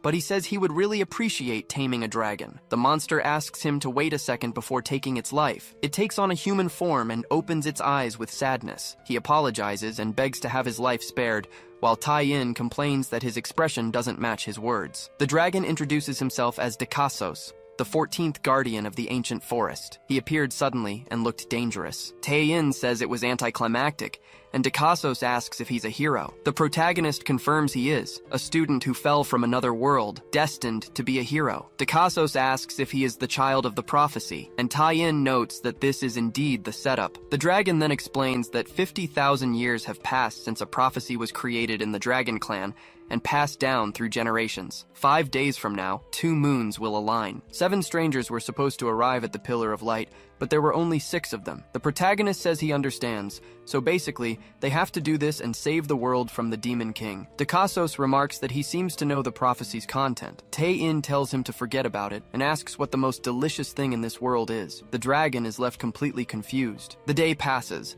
and the protagonist summarizes that this continent, Aojoguni, has 4 great delicacies. A legendary flower from the world tree that blooms once every 1,000 years. Eating it fills you with vitality for 10 years. The spines of a lava sea urchin, a creature born from the wars of the past. Dragon eggs, considered the finest fantasy ingredient among them. The hidden leg meat of the paradise rabbit. Those were the 4 ingredients. Tai-in asks if he could give him his eggs since he's a dragon, but Dekasos calls him very rude. The protagonist asks why they don't just summon all of them right here, right now. He begins the spell to create all the ingredients, but Dekasos stops him. He says that he can't summon those things here and now, but Tai-in argues they're just ingredients. The dragon explains that the lava sea urchin lives deep in the underworld cavern beneath the Demon King's castle, surviving under immense lava pressure. If he were to summon such a creature to a place like this, the pressure difference would cause an instant explosion. The protagonist then asks about summoning the other ingredients, but Dekasos replies that they're called rare for a reason. The world tree hasn't bloomed in over 30 years. The paradise rabbit was hunted for its unique flavor and is now extinct. Besides, he will never give up his eggs. Tai-in tells him to calm down,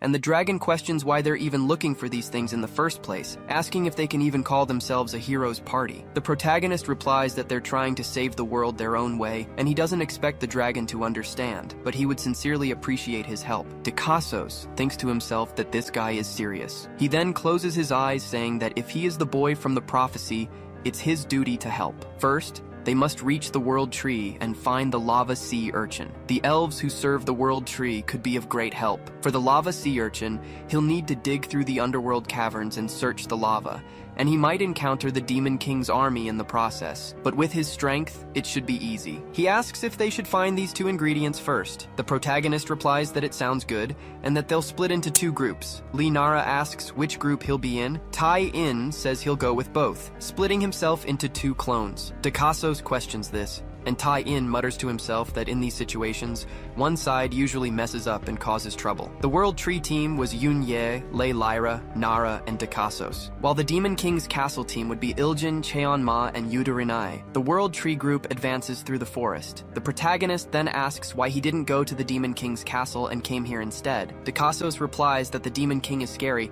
but Tai-In yells that his expression doesn't match his words at all. He then announces they've arrived at the city of the elves who protect the World Tree. This was the city of Silbenheil. Lee Nara comments on its beauty, and the protagonist notes that the tree is like something out of a fantasy inspired by Norse mythology. Suddenly, magic arrows fly in their direction, but he blocks them with a wave of his hand and remarks that it's quite a unique welcome. An elf appeared, sneering that they were tricky humans bold enough to step foot in the World Tree realm. He warned them not to even think about returning alive. Dakasos told them to stop, while Tai-In just commented on how cute it was seeing all the elves together. Suddenly, one of the elves recognized the dragon's voice. The dragon revealed that Tai-In was the child of prophecy. The elves scoffed, claiming it was impossible for a mere human to be the prophesied child. Tai-In felt offended at being called mere. The elf descended from the tree, insisting his pathetic race could never produce the child of prophecy, and Dakasos must be wrong. Tai-In asked if they knew each other. Dakasos explained this was Beldor, the captain of the guard and prince of the elves. He held all decision-making power, and they needed to win him over somehow despite his personality. Beldor ranted that humans were just dirty, stupid, and vulgar. Then he noticed Lei Layla in the group, radiating frightening beauty. The elf immediately fell in love with her. Meanwhile, at the Demon King's castle, Tai-In commented that the atmosphere was so intense, it made his heart race. Inside his home, the Demon King watched them. He commented that this was very interesting. Back in Sylvestia, the elves served food to the group. Lee Nara thanked them for the meal, and Tai-In asked if this was what they called a dessert stomach. Edie Lei Layla asked what kind of fruit it was because it was delicious. Beldor said it was a crisp treat, happy that she enjoyed it. Dakasos noted that even hostile Beldor was treating humans kindly. This moment would go down in history. The elf asked if she was looking for something, as the elves would do their best to help the woman of prophecy. Tai-In thanked the elf prince, grabbing his hand, explaining they were there to find the World Tree's flower. Beldor ordered him to remove his dirty hands. The protagonist got irritated, and Lee Nara tried to calm him down. Beldor explained that if they wanted the World Tree's flower, there were none left. It wouldn't bloom again for 30 years. Lei Layla asked if there really wasn't another way. Tai-In suggested that if he intervened with the World Tree, it might be possible. The elves drew their weapons instantly. Dakasos told them to stand down, while the elves demanded to know if they were there to loot the tree. The dragon warned the protagonist that the tree was a symbol of faith, and he needed to watch his words. Tai-In apologized, but insisted he couldn't do nothing while his world was being destroyed without it. Beldor questioned if he was truly the hero of prophecy. Lei Layla begged, wanting to know if there really was no other option. The elves were captivated by her beauty. Beldor faked a cough to shift the mood. He advised that their great sage, the Elder, might know something. Upon meeting the old man, he told them they had already eaten all the World Tree flowers. It had bloomed over 1,000 years ago, and he wondered how they expected to find one now. He suggested they wait a moment. Perhaps if they lived another 30 years, they might see it bloom. Tai-In questioned if that was possible, but Nara reminded them that Oisich Nare gave them a 1-week deadline. The old man recounted that when he was young, he had the chance to drink tea made from World Tree petals. After 700 years, he still remembered the taste. It was a divine flavor, as if the forest of vitality had blessed him. He imagined how fresh a flower must be, questioning if the humans were envious. Yunya questioned if he really was the wisest elf. Therianel warned them not to think about approaching the tree, as they didn't even know if they were chosen. He pointed out his staff was made from a branch of the World Tree. He told Tai-In to take a good look before leaving, adding that if he was alive in 30 years, he was free to visit. Beldor remarked that, as expected of the Elder, he was the one who taught them how to politely refuse people. Dakasos complained that wasn't really an achievement. The old man asked if the protagonist had never seen anything like his staff. Tai-In just snatched the staff from the old man's hand. Beldor demanded to know what he was doing, and Unye said he couldn't just steal a staff like that. The protagonist activated the lightning growth ability. Suddenly, the staff began to bloom. Dekasos wondered why this was happening. The protagonist said since they loved the world tree so much, it would be good if they had another one of the same size. Tamuriel asked how this was possible. The protagonist explained that only one blooms every 1,000 years. Now, there were multiple flowers atop the tree. The elves rejoiced at the sight, glorifying the hero of prophecy for saving their race. Tai-In said, skipping 6,000 years was one thing, but 1,000 years was no big deal. Tamuriel fell to the ground, calling it legendary. He had witnessed a miracle of the gods. The protagonist confirmed they secured the World Tree Seed and wondered how the Demon King team was doing. On the other side, Kim Il-jin destroyed a demon with his charge. The demon commented it was unbelievable. The fourth Celestial King, Baratulinel, had been defeated by someone like him. Kim Il-jin retorted that it was disappointing to be the Demon King's gatekeeper. Tai-In commented that he really was charismatic, and Il-jin was happy for the praise. The girls just watched without reacting until Tai-In celebrated the gate opening. A man spoke up, noting that even Baratulinel, who could easily handle 10 dragons alone, had been defeated quickly. This was impressive to Yakam, one of the 4 celestial kings, but he was the weakest of them all. Tai-In finished the sentence for him. He added that he totally knew about the demon's disgrace. Yakam said it was interesting, but he couldn't maintain confidence against him. Tai-In joked that the guy was baring his teeth just trying not to be scared. Cheon-ma prepared her powers, saying it was fun, and told them to go ahead. The protagonist warned her not to say that so casually. It was basically a death wish spell. Yakam claimed these fools were ignoring him and activated the power in his hand, but Cheon-ma retaliated with a cutting attack from her own power. Only the demonic arm remained. Cheon-ma stated he shouldn't have irritated her. Even the demon lord shouldn't be that bad. Upon entering the castle, Tai-In commented that it was kind of dark. He questioned if the next celestial king was there. Suddenly, they heard a very loud sound. A woman with chains appeared, saying it was good to meet her dear brother. He had made it all the way to the Demon King's castle, but this was as far as he would get. She was the Scythe of Chains, but got hit by Cheon-ma on the head. The woman was defeated. The girl questioned what was up with these people. She felt so bored she could die. It was an existential crisis finding trivial life forms created by constellations. The protagonist noted it seemed only cosmic entities could challenge them now, until a voice laughed asking if that was it. The protagonist was surprised to see the girl's body stand up. The other celestial kings also rose in zombie forms. Valigetta declared this was her power as the strongest celestial king, the zombie army. They had to kneel before her overwhelming strength. The protagonist realized it was a trick where she revived them, no matter how many times they were killed. He activated simultaneous conjuration. A dimensional exile portal formed above and below Valigetta. The same thing happened to the other celestial kings, and the man questioned how that was fair. Tai-In closed the portals, suggesting perhaps they could find peace there. He wondered if they could go to the lava ocean below the underground cave now, and the rest of the group agreed that was what they came for. They continued walking through the castle non-stop, but the protagonist wondered if this wasn't the right way to the cave. He wanted to know if the demon lord had just appeared, and if they should just deal with him quickly too, but Yuda Rinai ordered them to wait a moment. The demon lord ordered them to kneel. The protagonist's group repeated the action. Tai-In wondered what this was all about, and Yudo Rinai questioned how he was there. The demon lord replied that it was obvious. After all, this was his castle, being the constellation of war, Zeta Ichoros. Moments ago, when they were heading to the castle, Dekasos had decided to explain the Celestial Kings. Tai-In said spoilers weren't fun, and Kim Il-jin remarked he must be surprised at how strange the hero was. Then the dragon says he only needs one thing: to warn them that the Demon King was truly strong. For thousands of years, countless heroes tested their strength and challenged the Demon King, but none had ever defeated him. Besides being strong, for some reason, he doesn't personally attack the human realm. Tai-In remarks that they are always like that, but it was okay because he would deal with it somehow. Back in the present, he was kneeling on the ground. Tai-In asks how Yudu Rinai knows him. The girl explains that he was the strongest constellation. He ended the ancient constellation wars with sheer combat power and secured a position among the 12. He was the one who caused the creation of the law prohibiting combat between constellations. The protagonist questions why someone like that was playing at being a demon king. Zeta answers that it's simply because he loves war. But thanks to the decision of the Council of Constellations, he cannot participate in wars directly. So, he created a planet where countless factions were engaged in endless conflict. Watching the life forms he created go to war, he was truly satisfied. Furthermore, among the life forms that withstood the trials of war, He was able to harvest negentropy stronger than in any other dimension, so he declared himself Demon King and created this dimension. Tae-in asks if he threatens lives like that too, because he was going to get rid of him,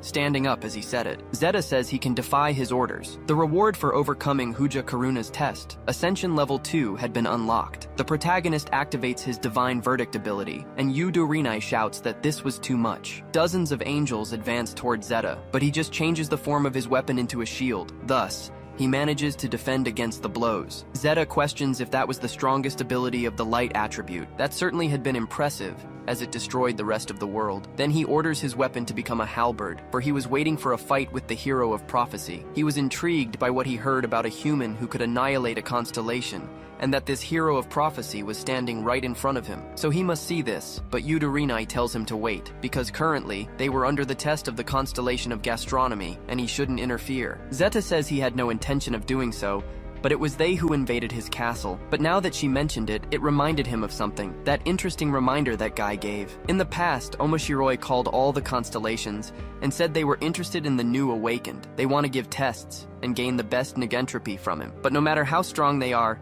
if they all attack at once, humanity will be wiped out in an instant, so they must make it fair, starting with the constellations that express themselves first, and not just because he spoke first. Questioning if anyone had any objections, the constellations agree out of fear of Omoshiroi. Zeta says that way his turn was pushed back, and he was number 389 in line. Yudo Rinai says they were there just to find ingredients from this dimension. Zeta says that as master of the dimension he can create anything, so they just need to speak up. The two look at each other. The protagonist asks for lava sea thorns, and Zeta asks how many they need. Tae-in asks for as many as possible, and the constellation accepts, creating dozens of lava sea thorns. He asks if there is anything else they need. Tae-in asks if he had dragon eggs and paradise rabbits as well. Then dozens are created in front of the group. He wonders what kind of cheat this is, but Zeta tells him to hurry up and complete the tests, then face him properly. The protagonist thinks for a few seconds and then smiles, agreeing. He will return someday to propose a duel. Kim Il-jin says that the Demon King was actually very kind. Zeta tells him not to lose his life, but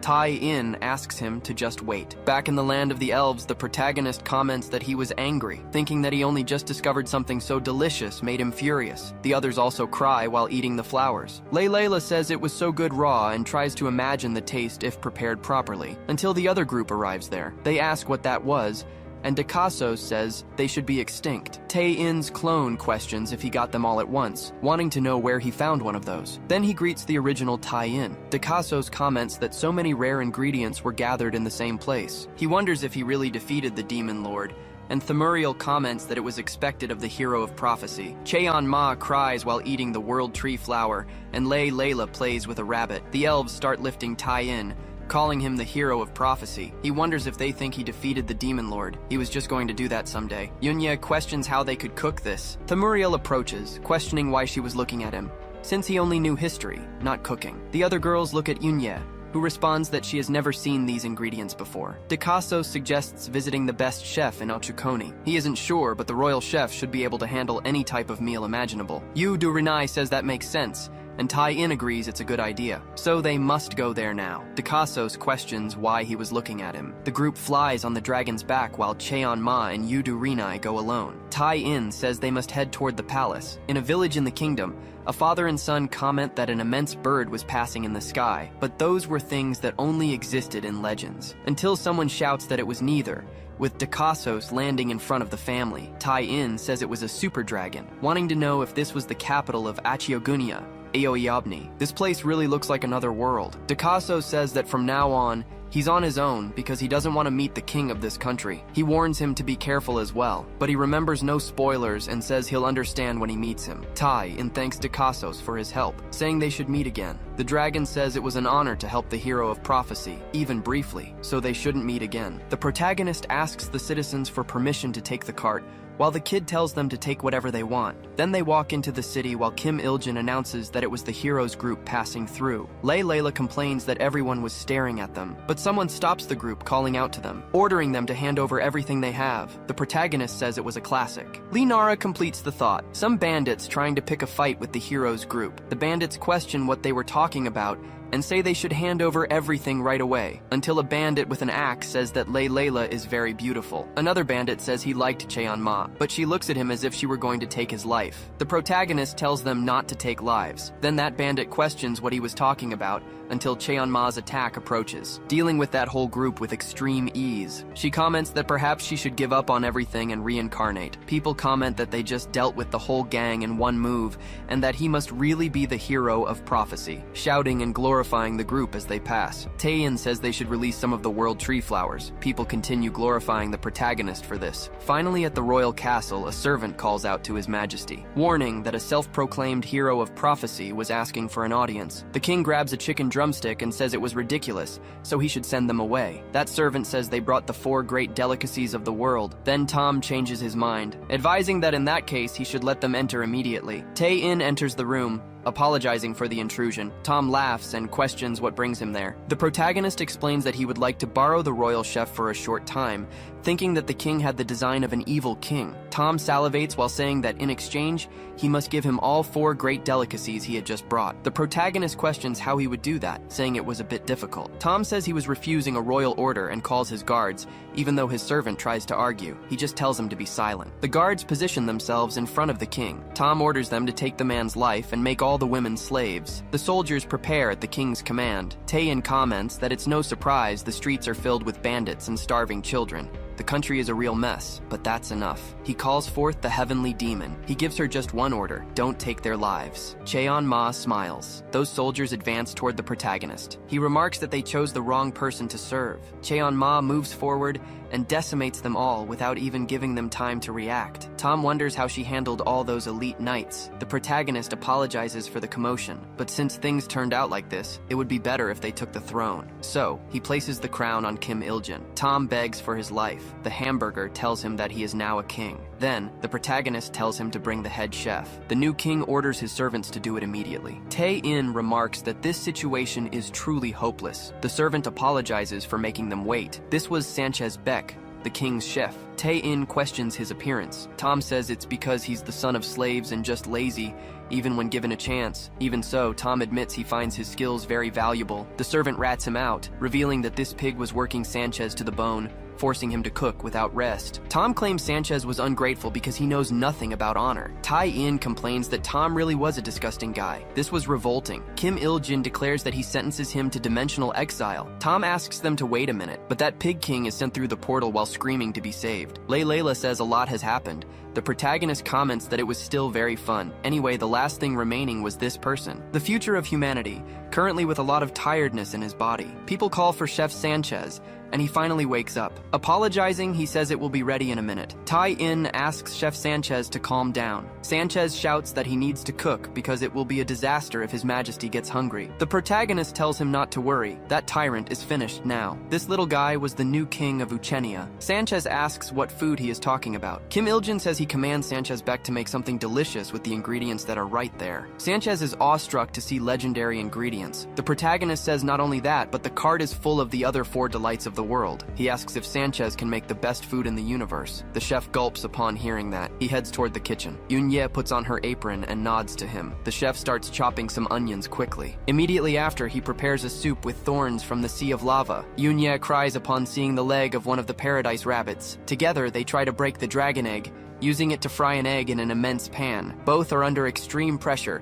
but manage to smile with the result of their food. Then, they return to the royal hall, announcing that it is ready. Sanchez can say with confidence that this is the most delicious meal in the entire world. He shows off the immense omelet they made. Sanchez explains that he salted flowers from the world tree and cooked them with the thighs of the paradise rabbit, then filled it with dragon eggs and served it alongside the thorns. Tae-in comments that the taste was insane. Lee Nara says it was scary to eat something like this. Yoon-ye says she tasted it while she was cooking and it was absolutely divine. They prepare to eat. The protagonist enters a trance upon putting the fork in his mouth, plunging into his own imagination and being thrown far away. He goes on an interdimensional trip while crying. His tears reveal a great blue sky over a flowery field. The protagonist feels a comforting sensation and looks at his hands. Then he looks at the sky and opens his arms. He continues crying while an immense statue of a goddess approaches.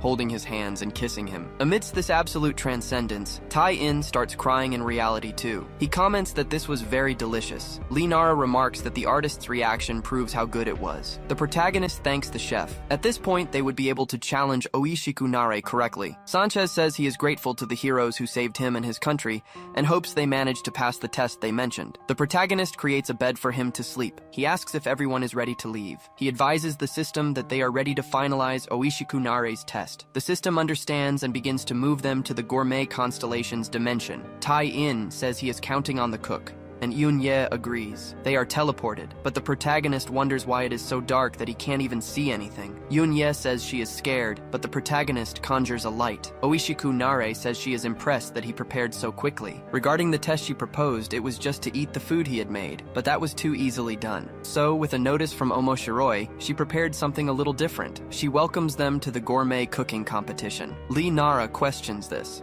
and the protagonist complains about it being Omoshiroi's doing. Oishikunare asks if they remember the original conditions of the test. It was to make a meal that satisfies her, but they have to gather the ingredients and cook by themselves. The conditions remain the same. Regardless, she summons various people for the kitchen spots. She announces that she gathered the most skilled chefs from each dimension there, and they will present their signature meals. If the protagonist's meal isn't the most delicious among them, she won't be satisfied. Lee Nara shouts that this isn't fair because she is changing the rules. The protagonist says it is okay. He already expected this. Besides, they prepared the most delicious meal in the universe. Oishikunare replies that the chef she is betting on particularly is someone she had her eye on for a moment. She points to Sanchez, who is standing there with the 4 delights on his head. The group is shocked, saying those are their ingredients. Tai-in asks the system what happened to their ingredients. Yun-ye asks what they can do. Meanwhile, Sanchez opens his eyes ready to cook. A fish chef says this is the special meal his clan eats on their most important days, the underwater world cake. It is more delicious if placed next to a clay bowl. Oishikunare thanks him for the meal. She eats it, saying it is really delicious. But the cake wasn't even baked correctly. A Galgalang of the Quilok clan will now be extinct as punishment. Then she orders the next one to come. Kim Il-jin asks what that was.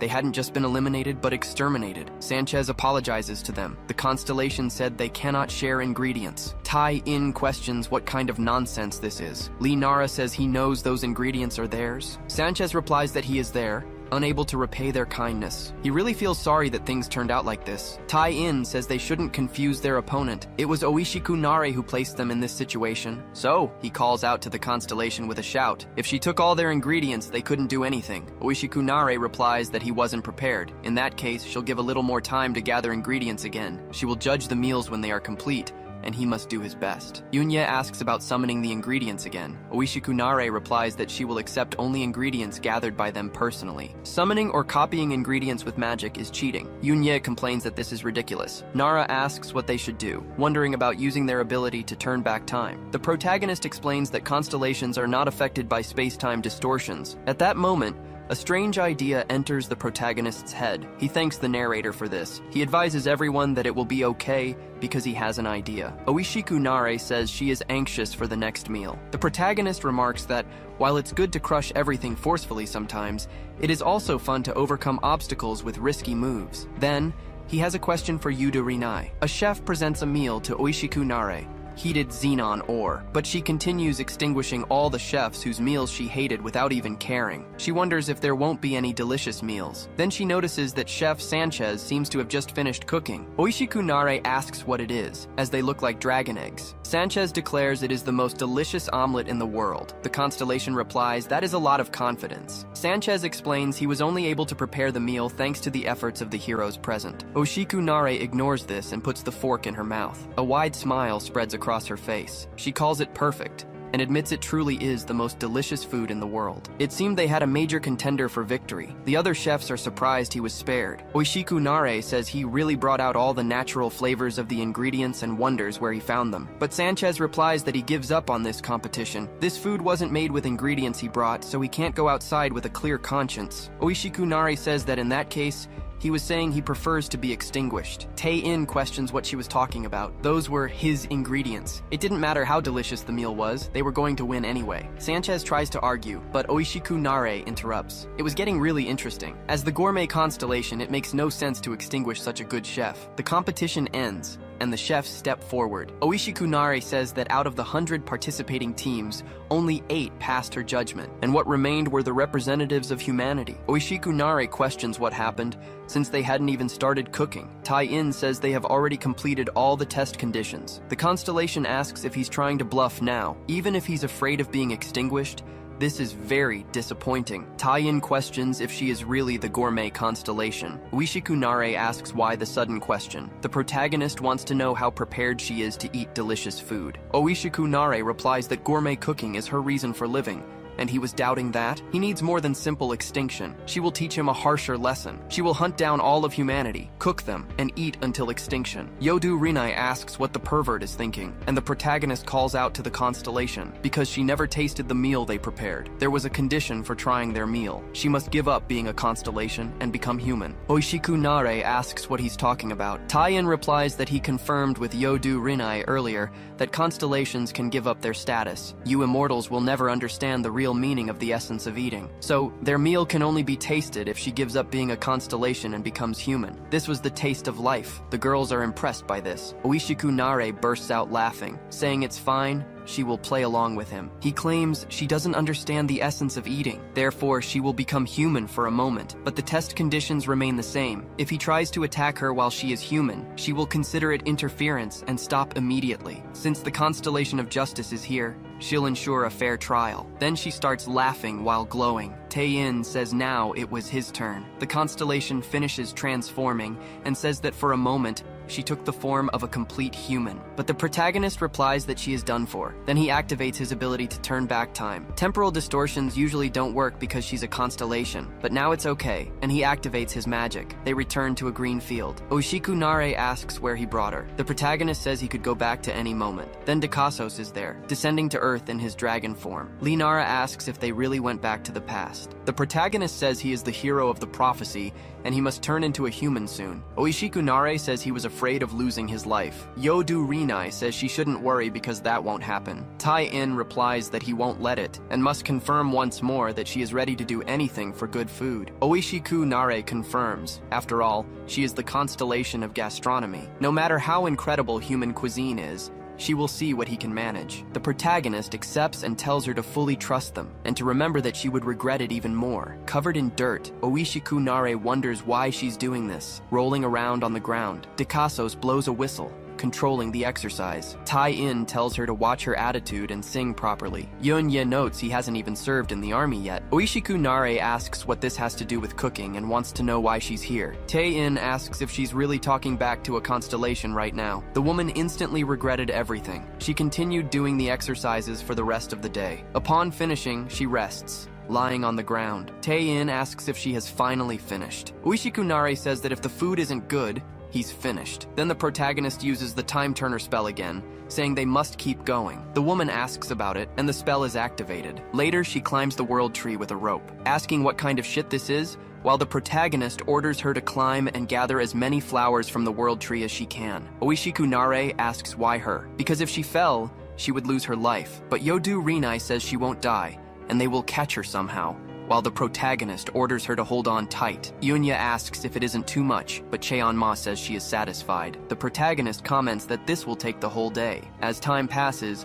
Oishikunare finally manages to grab a flower. She hears the elder say it is delicious beyond words. She approaches to taste it, but the protagonist takes it from her hand, saying they need these for cooking. Oishikunare threatens to take his life, but Yodu Rinai reminds her that breaking the test rules is forbidden. They have to move to the kitchen. In the Demon King's castle, Zeta bursts out laughing. He calls Oishikunare's human form a ridiculous sight. She asks why the constellation of war is here. The protagonist says to calm down. They will ask politely now. Oishikunare asks about it, and the protagonist explains that the ingredients she stole were all Zeta's. He says they must finish the test and deal with this fool because he's crazy for a fight. The girl accepts and asks for the ingredients, please. Zeta starts creating many rabbits, eggs, and thorns. Tai-in says that now that they gathered everything, they need to cook. Oishikunare thinks that finally, this is it. They must finish this otherworldly episode. Everyone is teleported away. Zeta comments that he is the Demon King, and was bored. In the king's castle, a scream is heard. Tae-in defeats the guards, saying he didn't think he'd see this guy twice in one day. Tom asks them to spare his life, but anyway, the protagonist activates his dimensional exile and sends him away again. He says he will leave the rest with Yunya, and she accepts. Sanchez was resting in his room. The girl tries to wake him up, but warns that she will take over the kitchen for a bit. In the royal hall,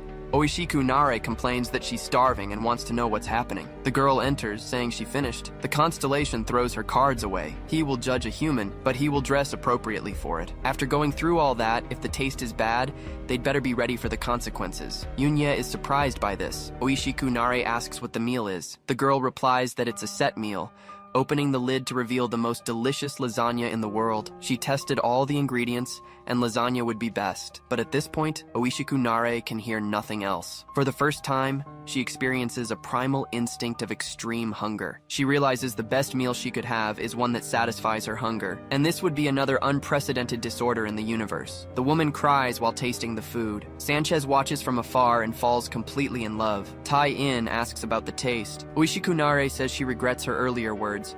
It's the first time the constellation of gastronomy has felt like this. It was made with the same ingredients as the omelet she tasted before, but every cell in her body is enjoying this food. So it was a true meal, and she cannot deny it because it really is the best. Yunya asks about the test, and Oishiku Nare confirms. They passed. The group celebrates. Yunya asks if the protagonist knew this would happen all along. Tae-in denies it. It was a gamble. He thought developing the others would be more interesting, so he just created the flow. The girl asks what he meant. The protagonist replies that it was only possible thanks to her. The food she made at his house was truly delicious. Her cooking skills gave him the confidence to believe in her. The girl blushes, replying that clearly he should be grateful. The system announces he has cleared the constellation of gastronomy's test and will unlock Ascension Stage 3. Kim Il-jin questions this. Even when he used it before, he lost fights. The system tells him to stop it. The protagonist implores it to release the next level of Ascension. Nothing was more important than getting stronger. Fighting a constellation on equal footing would be impossible, but he didn't plan on playing their test games forever. Yunya says she cleaned her plate. Oishiku Nare replies that one must not leave leftovers. The girl asks if she's still hungry, and the constellation responds that she feels like she could eat more. Sanchez interrupts, excusing himself. He wants to know if he should make dessert. He's never seen anyone enjoy food like her. As a chef, he was fully committed to cooking something for her. Oishiku Nare definitely accepts. The protagonist asks what those two are doing now. Yodu Rine says she worked hard, and asks if she plans to report directly to the King of Constellations. Oishiku Nare looks at Sanchez, blushing. She answers no. She has decided to continue in this dimension as a human. Yodu Rine asks what she's talking about. The test should be over, and she should return to her role as the constellation of gastronomy. Oishiku Nare replies that she gave up on many worlds with living beings and needs to rethink the meaning of cooking. The constellation of justice says this will disrupt the balance of the universe, but she replies her mind is made up. She approaches Yunya immediately. She tells her to take it. It was her artifact, the immaculate cutlery. Yunya asks if it's okay to accept this. Oishiku Nare tells her to think of it as gratitude for the delicious food. Then she asks what she should do with it. The protagonist says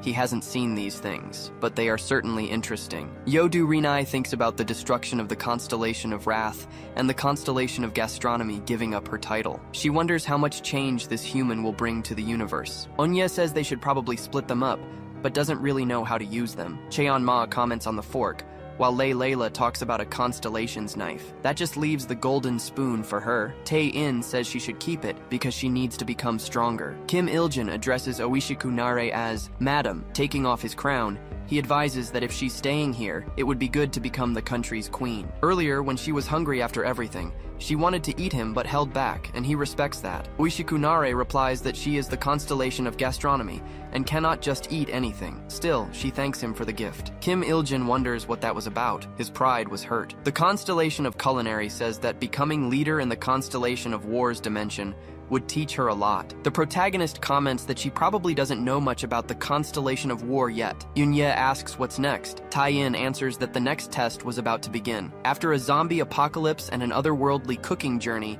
if the pattern continues. Lee Nara comments that for every constellation test, it's as if the genre keeps changing. The protagonist agrees she's right. He wonders how the author can keep changing genres in a single work. Yodu Rinai replies that there won't be any more tests. She will persuade the Council of Constellations. Then, they should return to their daily lives. Yunye asks if this means they won't be taken to strange tests anymore. Just then, Omoshiroi appears, replying that that will be difficult. Everyone turns around, and he says hello. He warns that the next constellation is already waiting and will take them immediately. Tie-in questions. Omoshiroi being there, and Yodu Rinai tells him to stop it. Omoshiroi explains that the next constellation is none other than one of the zodiacs, and they must go quickly. Interdimensional teleportation happens, taking the protagonists far away, leaving Oishikunari and Sanchez surprised. In another dimension, it suddenly starts raining. Tai-in wonders what this place is now. Yunye complains about the non-stop rain. The protagonist complains that Omoshiroi dumped them in a place like this and then disappeared. He wants to know if everyone is okay, while the girls complain they are totally soaked. Tai-in thinks this place is bad and wants to know which constellation made this kind of place their lair. Cheon-ma says she was feeling killing intent from afar. None of the previous constellations had that, so this dimension was something different, until a voice coming from below says it wasn't on that level. Anyway, to overcome her test, she emerges from the waters, warning that it was impossible. Yodu Rinai complains that it's the constellation of despair. The protagonist shouts that it's impossible. The girl asks her to listen. This group can't take any more tests. But the constellation of despair replies that it is impossible. No matter what she says, she won't change her mind. The Council of Constellations keeps saying she overlaps tests. It means they want him to grow even by going through the extreme. It was impossible to wait that long. The latent negentropy in him was definitely of a quality never seen before, and she wants to consume it. Then she starts sinking the protagonist into the swamp. Layla asks when this happened. Yunye complains that it's already up to her thighs. The constellation of despair says they must fall into despair and lose their lives in her test. That was her condition. The protagonist asks if she thinks things will go like that. An explosion follows. Tae-in calls her out. He asks what is wrong with constellations. They created them, and now they want to take their lives. He really doesn't like her,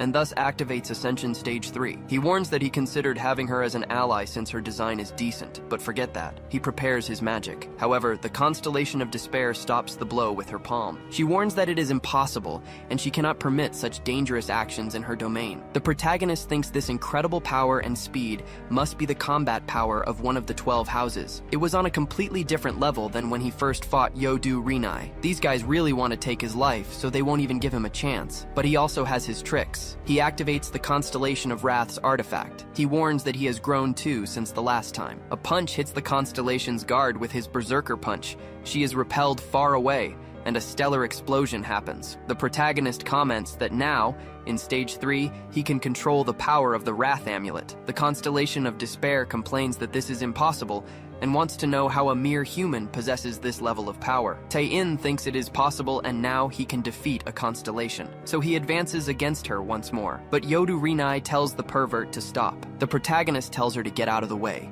If she keeps acting like an annoying character like this, her popularity will plummet. She says she was protecting him and humanity. At this point, no matter how hard Omoshiroi and she try, the Council of Constellations wants to exterminate humanity. The protagonist lowers his fist. The Constellation of Despair stands up, saying it is impossible. Humanity will not escape extinction either way. That is what she decided. Unye asks what that is, as there were waves behind her. The Constellation of Despair replies that they must drown in the swamp of despair while experiencing the worst despair possible. Tae-in complains that his companions are in danger and tries to activate his rank A defensive barrier ability. Rimuru stops him, telling him to just give up and fall into despair. Yodu Rinai asks everyone to calm down and listen carefully. The authority of the Constellation of Despair was such that the more one falls into the swamp of despair, they would be trapped in an illusion of their worst internal suffering. They would probably experience agony worse than any other, yet they must not despair. If they endure and survive to the end, they will definitely return. The Constellation tries to say it's impossible, but Yodu Rinai replies that it isn't. The humans she saw were amazing things. Even if they were to break the order of the universe, their wisdom and willpower were incredible. They aren't weak enough to lose their lives in her test. It will be all right in that case. The most important thing is to never break. The swamp engulfs the protagonists. Tai-in tries to defend himself using personal exclusion. Yodu Rinai appears, resting her hands on his shoulders. She reassures him that everyone will be okay. He needs to surrender to the swamp and overcome his own despair. She tells him she can't help him directly, even though she isn't affected by it. Tai-in looks back. Amidst the chaos, he tells her he's leaving his companions in her care. Yodu Rinai tells him not to worry. She'll protect their bodies. Tai-in deactivates his personal exclusion and sinks into the swamp. A voice starts calling out to him, telling him to wake up. He wonders who it is. It's Kim Il-jin. He tells Tae-in he was supposed to buy bread, but he's just lying around sleeping instead. He slams Tae-in's face onto the desk, calling him a bastard. Tae-in wonders where the hell he is and what's going on. It hurts. Kim Il-jin asks if the idiot is awake yet. He says Tae-in has no choice and needs to come quickly. Tae-in realizes it's a classroom. It doesn't seem like he went back in time. Kim Il-jin warns him that he's about to get a real education. Tae-in wonders if this is the despair situation he was warned about. Kim Il-jin asks if he's coming. Tae-in experiences flashbacks of being bullied. He wonders what this is and what he should do. He grabs Kim Il-jin's hand. Tae-in tells him they should go. He internally questions if he isn't supposed to be an SSS rank super strong protagonist. They go to the rooftop,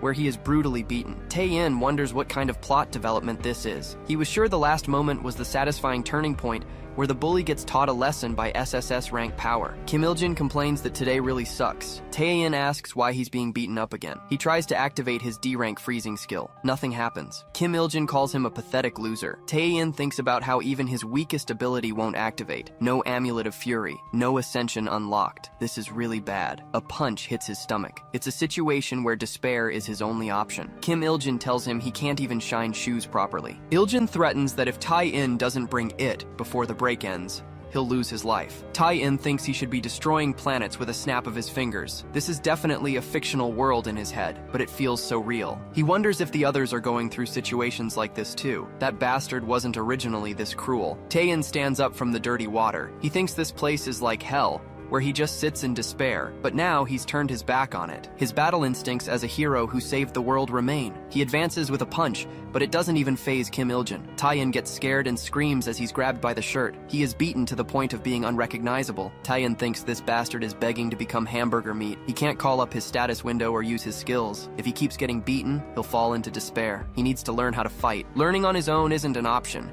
He needs someone to teach him. He remembers Jo Yoon-ye, who has incredible athletic ability. Even if he doesn't learn to fight, he can learn how to build up his physical strength. He needs to visit Yoon-ye's classroom during the break. His nose won't stop bleeding. It's embarrassing to be seen like this by Yoon-ye. Then, he notices Kim Il-jin is talking to her. Il-jin is telling her he'll pay for everything, and she shouldn't feel pressured. Eun-ye rejects him and tells him to leave her alone. Kim Il-jin puts his hand on her shoulder, telling her not to play hard to get. Eun-ye pushes him away, telling him to get lost. The bully asks if she really thinks he'll keep giving her attention out here in the hallway. Suddenly, Tae-in grabs him from behind, saying they need to leave. Il-jin demands to know who he is and tells him to beat it, claiming she's with him. Il-jin asks if moss has grown on Tae-in's brain. Tae-in thinks his body moved on its own, because he felt he had to do something. The bully grabs Tae-in's arm, saying this perverted bastard is getting really annoying. He says Tae-in is begging to go to hell today. Yoon-ye tries to tell them to stop, but Kim Il-jin executes a suplex, slamming the protagonist's back onto the floor. People comment that he looked like Michael Chandler from the UFC. Yoon-ye asks if this crazy bastard wants to go to juvie. Kim Il-jin asks who's going to send him there, bragging that his dad will just cover for him anyway. Tae-in thinks this is it. A despair he cannot escape on his own strength. He just wanted peace. Yoon-ye grabs the delinquent's fist. Kim Il-jin asks what the hell this is. The girl asks if he's going to kill Tae-in, telling him to stop before he goes too far. The bully accuses her of defending the idiot, suggesting there must be something going on between them. Eun-ye gets irritated at his nonsense. Kim Il-jin shouts, demanding to know their relationship, and grabs her hand. Eun-ye gives him a cold look. She uses her free arm to remove his hand and spins into a move. Kim Il-jin falls to the ground with his arm twisted. Eun-ye starts punching him in the face repeatedly. The protagonist watches her defeat the bully, thinking it's absolutely incredible. Eun-ye walks over, calling him a pervert. She wants to know if the back of his neck is okay. The protagonist sits up, saying everything is fine. Eun-ye asks why he stepped in. She could have handled it herself. The protagonist just wants to know if she's good at fighting. She explains that when she was younger, she watched Special Forces videos and thought they were cool, so she started training seriously to become a soldier. Anyway, even if he says he's fine,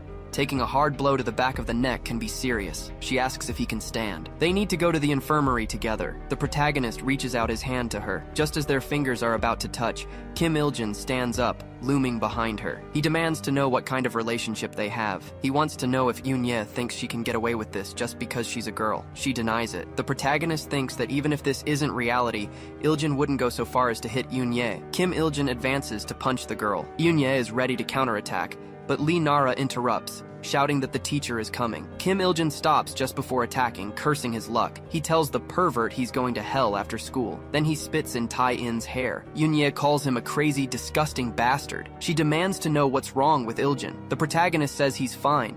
He thinks that even if this is virtual reality, just having her get angry on his behalf is enough for him. Yoon-ye helps him up while Lee Nara watches from a distance. They arrive at the empty school infirmary. She remarks that he was able to walk here on his own because he's okay, and his eyes seem focused too. Still, she decides to wait there until the teacher arrives. She checks her phone while the protagonist lies on the cot. He asks why she hasn't left yet. Yoon-ye replies that it would be bad if he fainted. Besides, she doesn't feel like going to class. The protagonist thinks her honesty is very cute. He asks her if she's good at fighting. Yoon-ye replies that she doesn't want to make small talk with him either. The protagonist thanks her anyway, then asks if she wants to hear something interesting. He explains that he and Kim Il-jin have known each other since kindergarten because his father works for Il-jin's father. As kids, they just played together as friends. But at some point, he started realizing how different they were. Then it just naturally happened. One of Kim Il-jin's friends bumped into him. The protagonist turned around, irritated, and came face to face with his childhood friend. Il-jin just turned his face away. It was a distance that would never be closed again. Before he knew it, to Kim Il-jin, he was just some loser he knew as a kid. His treatment got progressively worse until it turned into this, but it hadn't been this bad before. Yoon-ye says she can't listen to this. She asks if he's an idiot for letting it happen. The protagonist says there are strong people like her, and then there are people like him who can't do anything. The girl replies that he's a hopeless idiot. If he tried, he could change things. Tai-in says she only says that because she doesn't know. Your dad's job was involved too. There were things he really couldn't do. Yoon-ye calls him an idiot. She wants to know if his dad would stay silent if he did something after seeing that. She questions why she's even bothering with this bastard. Tae-in suggests she help him out then. The girl asks about what, and the protagonist says he'll give what she said a shot, but she needs to teach him how to fight. Yoon-ye stares at him for a few seconds, then smiles, asking if he really wants this because she'll give him a try, but suddenly her eyes change, turning blue. The protagonist thinks it's a wave of despair and wonders why. Yoon-ye replies that she doesn't want anything to do with him. A swamp appears beneath the protagonist. He thinks he can't just give up like this, so he has to do something, anything. Breaking free from the water, he says he likes her. Yoon-ye asks what he just said. The protagonist repeats that he likes her. He thinks it's not reality anyway. As long as it turns out like this, he can free her from despair. But Yoon-ye yells that first Kim Il-jin and now this pervert are acting crazy today. She should have just let herself get hit. The protagonist keeps sinking into the swamp. He thinks it can't end like this, yelling about her lasagna because it was the meal she cooked better than anyone. Yoon-ye asks how he knows that. The protagonist answers that she said she trained to be a soldier when she was younger, but actually wanted to be a baseball player and a chef. Yoon-ye questions if he's some kind of crazy stalker, but the protagonist denies it, yelling that he was her boyfriend in the future, thinking that he doesn't care anymore. Yoon-ye remains in despair and turns to leave. The protagonist thinks he thought he knew a lot, but it seemed like this was the end, until she grabs his hand and pulls him out. Yoon-ye demands he explain properly, because when she was younger,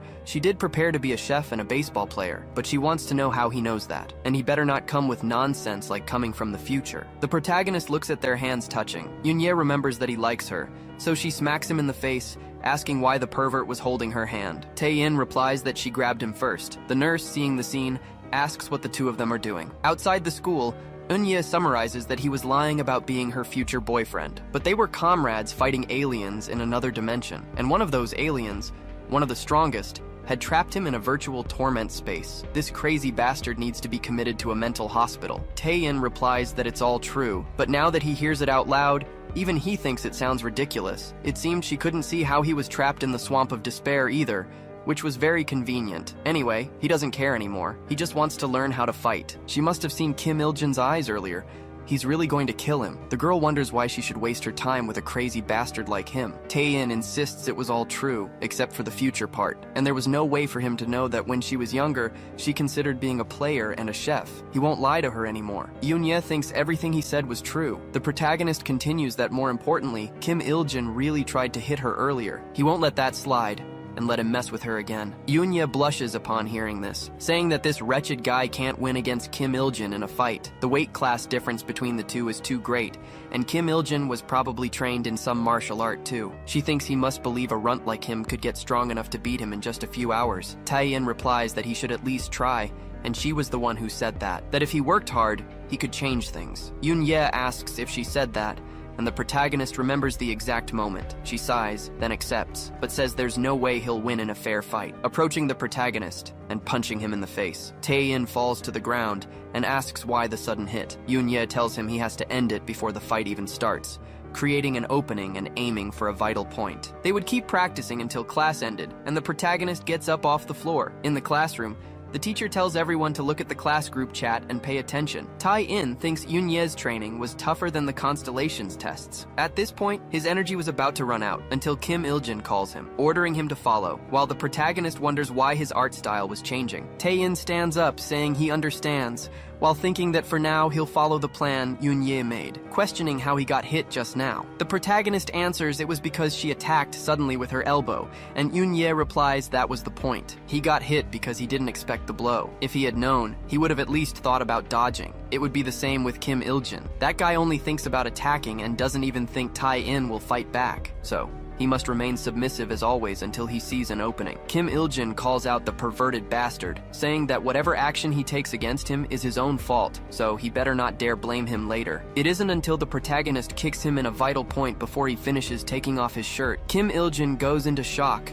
and even cries. The protagonist thinks he found the opening and hit the vital point, and it worked just like Unya said. That delinquent throws himself on the ground, rolling from side to side, feeling immense pain, saying he's a crazy bastard and he's going to kill him for doing that. Tae-in sighs, wondering if this wasn't cowardly. Even if he doesn't formally know martial arts, just practicing hitting vital points was cowardly. Yoon-ye questions if he's an idiot, because he was being beaten by a childhood friend who knew the weight difference full well, besides being bullied and tormented. That was the true attitude of a coward. The protagonist is enlightened by this, returning to the present while Kim Il-jin screams in pain, complaining that he's going to kill him. Meanwhile, the protagonist thinks that he used to believe violence was never justified in any situation, so he won't justify this either. No matter how vivid it is, this is a virtual space. He is nothing more than a fictional character made to provoke a specific emotion, saying he won't let someone like him take him down, landing a blow on Kim Il-jin's face. From afar, Yoon-ye thinks there was no way he actually beat Kim Il-jin. The protagonist yells for him to not even think about messing with him or Yoon-ye again. The girl blushes hearing this but hides again, thinking that he did it and overcame the despair, until Kim Il-jin grabs the protagonist's hand. He tries to change position,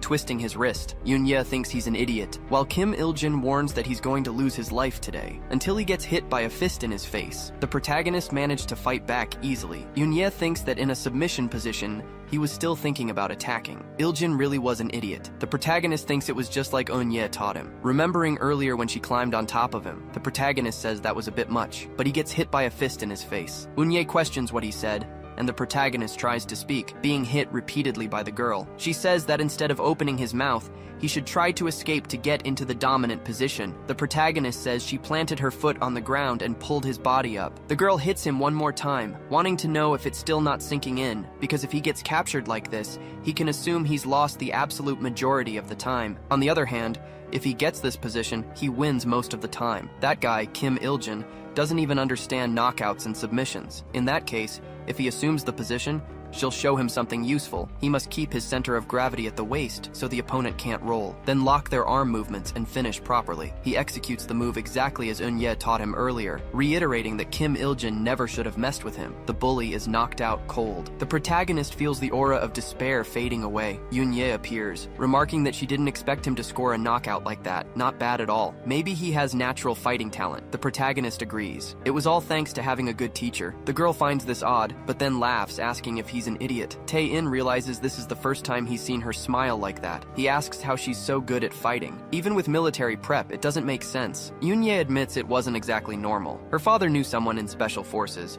so she received training similar to real combat. The protagonist thinks, the legendary militarily trained high school girl. She lists them off: boxing, taekwondo, jujitsu, karate, and other martial arts. Now that he's defeated Kim Il-jin, the protagonist thinks he must have finished the test of despair. He wonders why he's still stuck in this world. Suddenly, a tattooed man asks why Kim Il-jin got knocked out. The protagonists turn, facing a group of delinquents asking if the loser really knocked him out. Yoon-ye asks who they are. The protagonist replies that they are the Baram group. It's made up of Park Kang-woo, the Gale, nicknamed for his big head, Bang Yuki, the Whirlwind. Rumor has it he burps a lot, Go Tae-woong, the Typhoon, who was just big, and Zeroth, The Storm. He was an idle trainee, got kicked out, but insists on using that name. Yoon-ye calls it childish. The protagonist tells her to listen, because these aren't normal delinquents. Kim Il-jun's father is the leader of the Sunpung group. That company started as a dirty outfit dealing with gangs. The second-generation members gathered around Kim Il-jun, committing all sorts of evil deeds like a pack of delinquents. Zeroth asks if they are thugs. That's a word for dumb idiots and gangsters. Yuki questions his choice of words. Zeroth claims they are just good friends. He approaches and touches the protagonist on the shoulder. He wants to know if he's the one who left Il-jun in that state. A memory surfaces. If he messes with them,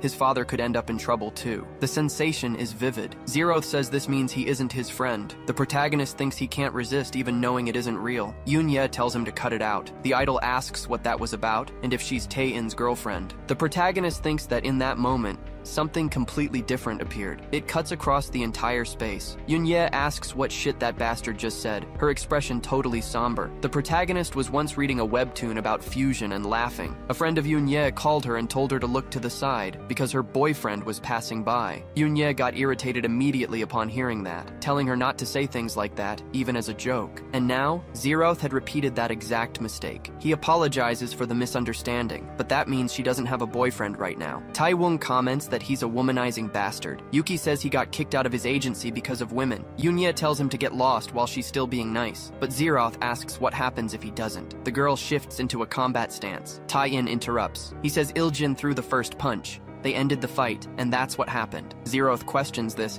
but quickly lands a punch on the protagonist. Yoon-ye thinks it was fast. She couldn't even react in time to block it. Zeroth warns that he should have ended up screwed anyway. Yoon-ye takes the lead in the fight. The idol asks who she is, but says he doesn't hit women anyway. She tells him to leave, but Zeroth turns, saying his friends are a little different. All three prepare for combat against the girl. The protagonist steps forward, calling out to his friend. Then he tells her to get out of there. Yoon-ye asks what he's talking about. The protagonist repeats for her to get out. She wants to know if just because he learned to fight, he thinks he can handle everyone alone. Tae-in replies that she isn't even his friend. Yoon-ye is shocked by his words and gets annoyed. She calls him a loser while walking away. The protagonist thinks this was the right thing to do. Yoon-ye could probably take them all down herself, but if she did, she would become a target of the Sunpung group. This is a burden he has to carry. Zeroth asks if he's finished arguing with his girlfriend. The protagonist gets into his stance and tells those bastards to bring it on. The idol agrees and advances with a knee strike that connects. The protagonist is knocked out. He remembers nothing after that. But now, he was in the swamp of despair,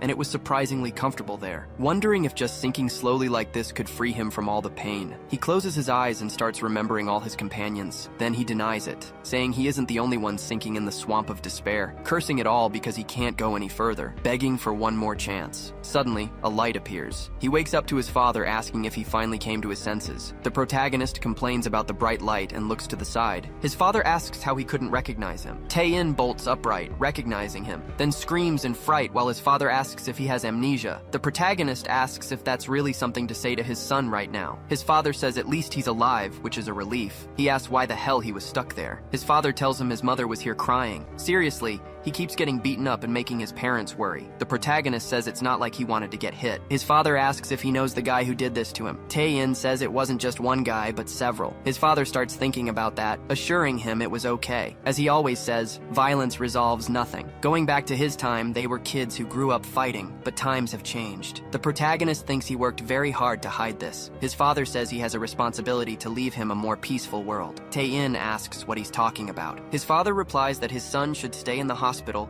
get well soon, and focus on his studies. No matter what happens, he will always be on his son's side. The protagonist replies that it's strange. When he talks to his father, the despair disappears, so he tells him to make sure to tell his mother not to worry. Outside, Tae-in's father thinks that his son knows nothing about the kind of person his father really was. Kim Il-jun's father's phone starts ringing. He wonders what happened for director Bayan to call, but he just asks what happened. Il-jun's father wants to know what he means by speaking that way. Bayan replies that he swore he would never let the shadows of Sunpung fall on his family, as executive director and head of the strategy group. As night falls over the city, Yuki asks if he's a pervert to be defeated by the loser. Iljin screams that he doesn't remember. His friend tells him not to worry. He won't spread rumors that the young master of the Sunpung group was beaten by a loser. Kangwoo says they were going to beat up the loser properly until Baeon Taejong appeared saying they were the ones who did it. The whole group turns, and Kangwoo asks who this old man is until Iljin's father calls, screaming that he's a bastard, demanding to know what the hell he's doing running around like that. Iljin asks what he's talking about,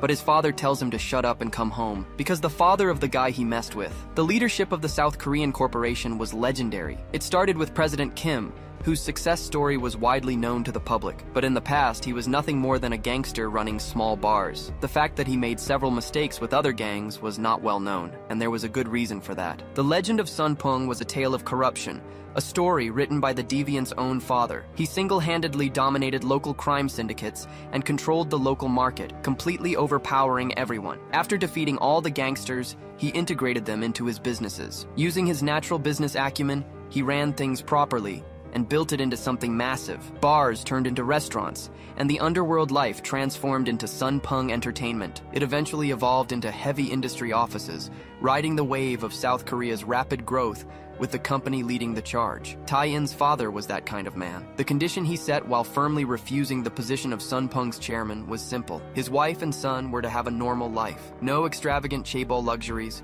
no underground violence, just a normal life. Once that was guaranteed, he gave up everything else. It was an agreement bordering on madness, but for this man, family was everything. He chose a simple life, far from power and glory. When Tae-in was a child and asked what his father did for a living, he would simply reply that he was just an office worker. Iljin's father now says that he has touched this man's greatest taboo and needs to get somewhere safe immediately. Kangwoo asks if the Sir knows them, but Taejong replies that he certainly knows them very well. He was the eldest son of Yang Hoon from Heavy Industries. Then, with a single movement, he throws him aside. Iljin's father keeps trying to call out to his son, but gets no response due to the shock.